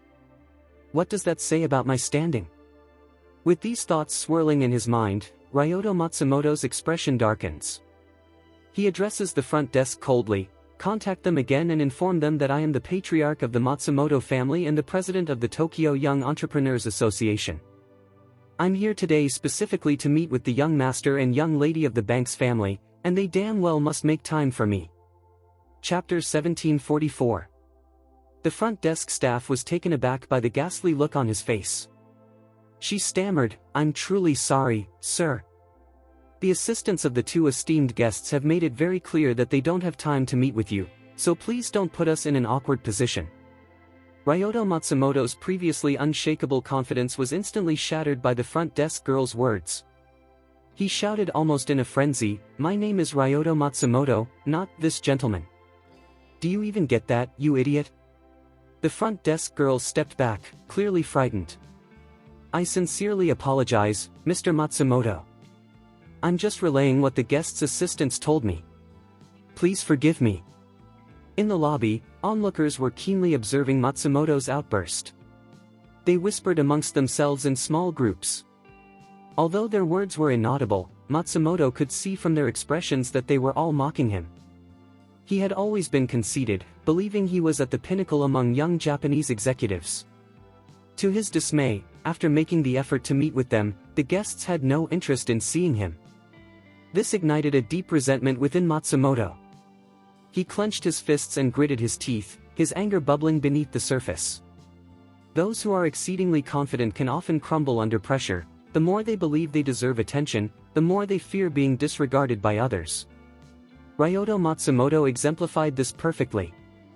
At that moment, he was simmering with rage, yet he had no outlet for it. His flushed face only fueled the disdainful whispers from the crowd. Even though many might not possess the wealth or influence of Mr. Matsumoto, witnessing his public humiliation gave them a sense of dark satisfaction. As the laughter grew louder, Matsumoto's assistant rushed to his side and whispered, "Boss, let's leave. We wouldn't want anyone to whip out their phone and capture this for the internet. It could lead to a backlash that's difficult to manage." Matsumoto gritted his teeth and nodded slightly. As he turned to leave, he felt as though the world was laughing at him from behind. He forced himself to return to his car, urging the driver to take off immediately. He feared that lingering too long would only invite more ridicule, and he dreaded the thought of hearing their mocking laughter echo in his ears. His assistant, trying to console him, said, "Boss, the Banks family likely thinks our overall strength pales in comparison to Takahashi and Edo. They probably view us merely as an option for potential cooperation and don't want to waste their time with us. But this will surely be their loss." Matsumoto remained silent for a long moment, his eyes bloodshot with anger. Finally, he gritted his teeth and declared, "They want to choose between Takahashi and Edo? Fine. If they don't value our partnership, then they shouldn't blame me for retaliating. This is the perfect chance for me to leap ahead of both Takahashi and Edo." The assistant looked puzzled. "Boss, I don't quite understand what you mean." Mr. Matsumoto responded coldly, his expression fierce, "You don't need to comprehend, just follow my goddamn instructions." The assistant quickly replied, "Of course, boss. Just give your orders." Ryota Matsumoto continued with a steely tone, "First, I want you to prepare a check for $20 million. Take it to the head of the IGA family and let him know it's just a deposit. If he's interested, he can come to my place to discuss further. If he's not interested, then consider the money a gift from me." Chapter 1745. The production line at Kobayashi Pharmaceutical in Nagoya has quickly begun producing qualified novet yen. This rapid advancement is largely due to Kobayashi Pharmaceutical's status as a leading pharmaceutical company in Asia, boasting production lines that are even more sophisticated than those of Oracle Pharmaceuticals. Consequently, their production facility has transitioned to producing novet yen, and as long as the formula and medicinal ingredients are available, the process is virtually seamless. Once the production line was operational, Charlie departed from Nagoya and traveled to Osaka with a group of associates. Since there is a Kyoto situated between Nagoya and Osaka, Charlie had initially planned to stop in Kyoto to visit Nanako Edo after wrapping up his business in Nagoya. However, with 3 ninjas trailing him, he decided against bringing them along to Kyoto. Instead, he resolved to deal with these 3 ninjas in Osaka first, and once the situation was under control, he would finally visit Nanako Edo. After making this choice, a sense of regret washed over him. He had hoped to see Nanako Edo sooner but now realized he would have to wait until the conclusion of his trip to Japan. Charlie's concern for her well-being grew, as he was anxious about her injuries and how she was faring. As he left Nagoya, Charlie noticed that Tinglin Jingyi's 3 ninjas appeared to be more discreet than before. They kept their distance, seemingly wary of approaching him. This cautious behavior stemmed from their fear of the unknown whereabouts of Tinglin Kento and their inability to identify who was secretly targeting them. The convoy made its way onto the expressway, passing by Kyoto. Unbeknownst to anyone, the seemingly peaceful and historic city of Kyoto was currently rife with tension underneath its calm surface. Maki Takahashi suspected that Takehiko Ito was plotting against him. In response, Tinglin Jingyi dispatched a group of ninjas from his family to Kyoto, where they had already infiltrated and were closely monitoring the residents of the Ito family. Should Maki Takahashi give the order, they could either kidnap Nanako Ito or eliminate her on the spot. Meanwhile, Takehiko Ito was completely unaware of these developments, as he was engaged in a meeting with Fitz and Zara in Tokyo. However, the meeting was far from pleasant. Although Takehiko Ito was friendly, he could sense that Fitz and Zara were merely going through the motions. While the siblings were polite and serious, and their discussions appeared thorough, Ito felt that they lacked genuine interest in the partnership. During the meeting, he proposed acquiring a 35% share in the collaboration, intending to leave a 5% margin for negotiation, hoping to reach a consensus by settling for 30%. However, to his surprise, Fitz bluntly stated, "Mr. Ito, from the perspective of our Banks family, we cannot entertain anything above 20%. What? Takehiko Ito was taken aback, exclaiming inwardly, 20%? This is absolutely bullshit. Chapter 1746. Fitz has his own perspective. From the Banks family's standpoint, Maki Takahashi holds 2 key advantages over Takehiko Ito. First, he is intent on eliminating the Edo family. Second, he is open to offering a reduced share of 25%. As he observes Takehiko Edo, he believes that Edo must at least match Takahashi's 2 points, and ideally, offer better terms overall. The desire to eliminate the Edo family is already a drastic demand. Whether it involves the Takahashi family eliminating the Edo family or vice versa, the outcome remains the same, a complete eradication. Consequently, even if Takehiko Edo is willing to collaborate in eliminating the Takahashi family, he only stands on equal footing with Maki Takahashi. Thus, unless he can present more favorable terms than Takahashi's proposal regarding the second point, the Banks family has no reason to consider it further. This is why he proposed a 20% stake. If Edo agrees, he can then persuade him to join forces in eliminating the Takahashi family, potentially securing an additional 5% interest for the Banks family. However, upon hearing about the 20% offer, Takehiko Edo was taken aback. He felt a surge of anger, thinking to himself, "You want me to settle for 20% when I'm asking for 35%? And you say that anything higher than 20% is off the table, with no room for negotiation? This is outrageous. I'm expected to leverage my domestic port to allow your foreign capital to profit, yet you only offer me 20%? Isn't that a bit fucking deceitful?" As these thoughts consumed him, Edo's anger intensified. He coldly addressed Fitz, "Master Banks, 20% is unacceptable. I acknowledge the strength of the Banks family and your fleet of ocean-going vessels, but you can't just squeeze me like this." Fitz replied earnestly, "Mr. Edo, this isn't about squeezing you, we simply hold a strong position. Japan's economy is currently struggling, making it challenging for you to thrive in this business right now.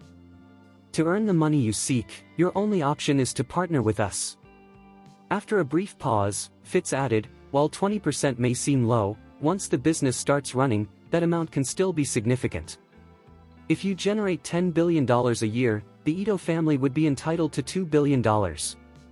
Just think about it, $2 billion is an unimaginable profit for the Edo family in a year, right?" Takehiko Edo shook his head. "Master Banks, that's not how I calculate things. Even if I don't hit $10 billion, achieving over $1 billion isn't far-fetched. With some hard work, I might even reach $2 to $3 billion. So, how is this a good deal for me?" Zara interjected with a hint of arrogance, "Mr. Edo, you mentioned you might reach $2 or $3 billion with your efforts, but I find that highly unlikely." Takehiko Edo frowned, "Why do you think that's impossible? The Edo family is one of the top contenders in Japan." Zara smiled, applying some pressure as she explained, "To be frank, if the Banks family wasn't entering this business, you might have a chance.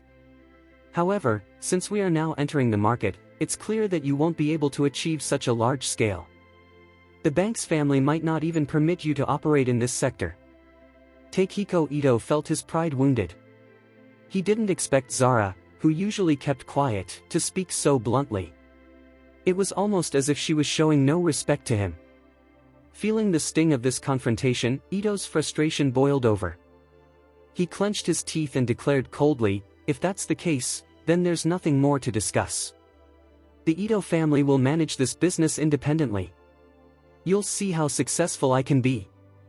Zara flashed a slight smile, "Mr. Edo, I wish you the best of luck." Chapter 1747. The discussions among Fitz, Zara, and Takehiko Edo concluded on a disappointing note. As the siblings exited Edo Company, Limited, Takehiko Edo expressed his frustration right there. On their way back to the hotel, Fitz turned to Zara and asked, "Zara, my intention was to negotiate with Takehiko Edo and gauge whether he might agree to the 20% ratio. What caused you to suddenly change your stance?" Zara offered a subtle smile and replied, "The 20% figure is clearly below the lowest price he can accept. No matter how you approach him today, he won't agree to that ratio. If you truly want to pressure him, you'll need to apply sufficient leverage." Fitz inquired, "Do you have any suggestions?" Zara responded, "You should call Maki Takahashi and inform him that you plan to sign a contract with him tomorrow. However, before finalizing anything, you'd like to discuss certain details, which you'll set for tomorrow morning." Fitz asked, "What exactly should I say? Are we really going to give them a contract?" No, Zara replied coolly. I intend to sign the contract, but the specifics need to be ironed out. We can simply come up with an excuse at that moment to delay the signing. Continuing, Zara added, if we let this information slip now, Takehiko Ito will undoubtedly become anxious. If not by tomorrow, he will likely lower his stance and reach out to us again. Fitz nodded in agreement, saying, all right, I'll follow your advice and call Maki Takahashi. Upon receiving the call from Fitz, Maki Takahashi was thrilled to hear that the Banks family planned to sign a contract with him. Excitedly, he began organizing his team for the signing ceremony the next day.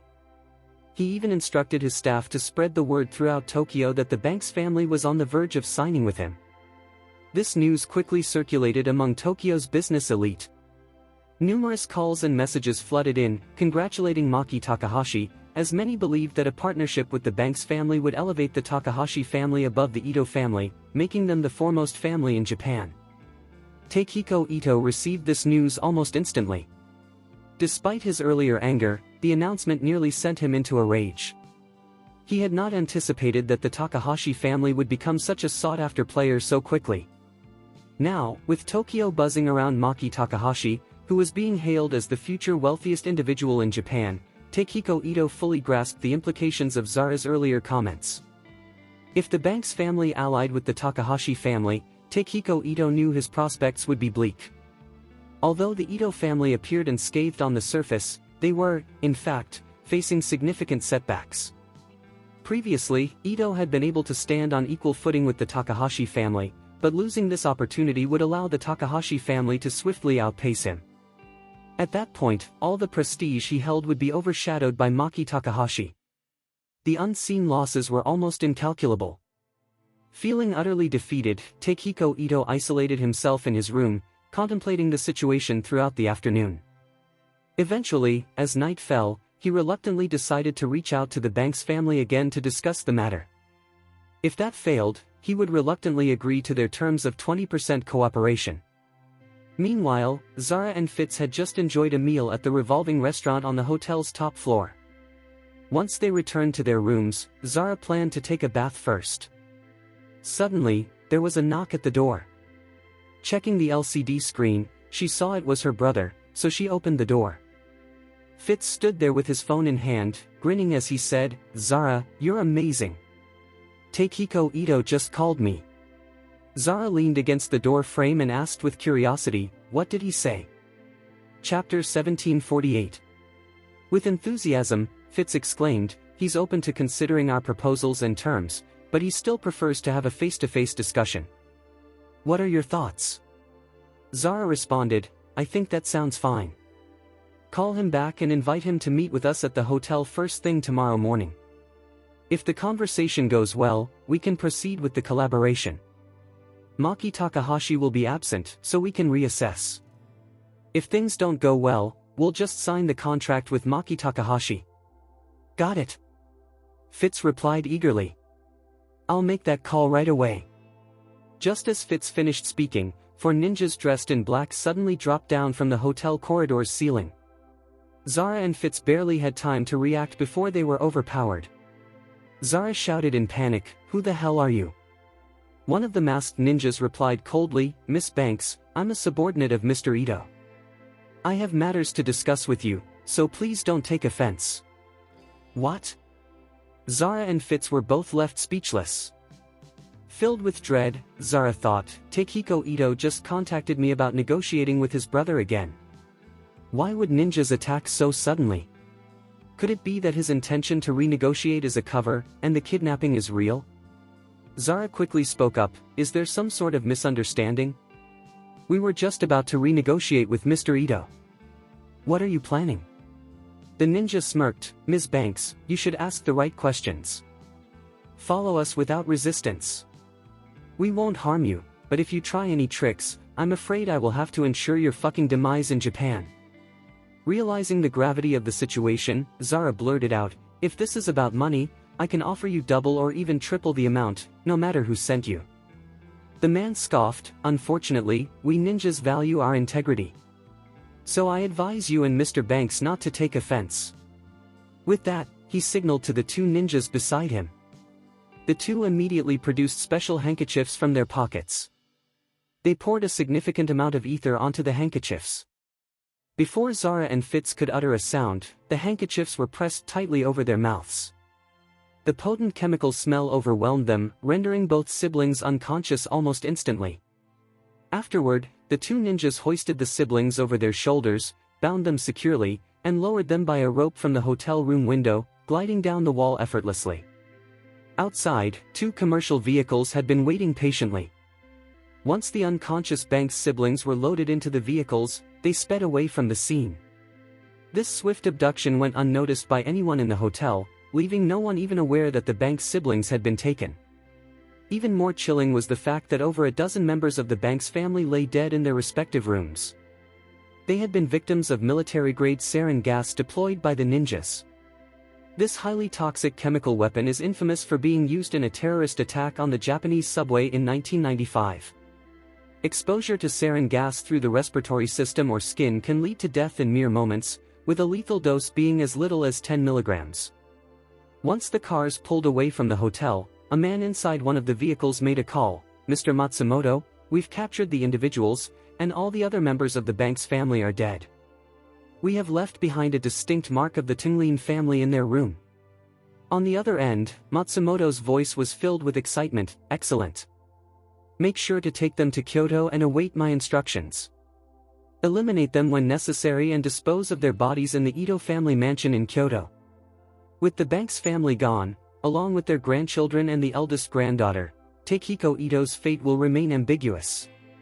The scene will bear the exclusive imprint of the Tinglin family.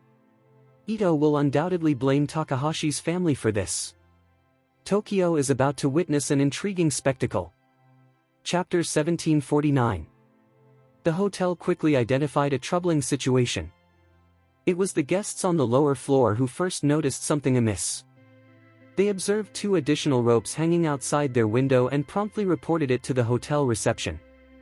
The front desk staff swiftly located Zara's room based on the room number associated with the ropes. Upon discovering that Zara's room was vacant and in disarray, the hotel manager was instantly filled with panic. The Banks siblings are not only esteemed guests but also part of the Banks family, which holds shares in the Amon Hotel Group. Consequently, the hotel staff understood the gravity of the situation and knew they had to act quickly. Before long, they made their way to the rooms of the Banks family's entourage to inquire about the situation. To their shock, in addition to a corpse they found, there were more dead bodies. Every member of the Banks family's entourage had met a tragic end in their respective rooms. The scene was horrifying. The hotel manager was so terrified that he collapsed on the floor, his legs giving way beneath him, and in his panic, he even pissed himself. In the hotel he managed, more than a dozen individuals from the Banks family had perished in an instant. To make matters worse, Fitz and Zara, the two siblings, were nowhere to be found.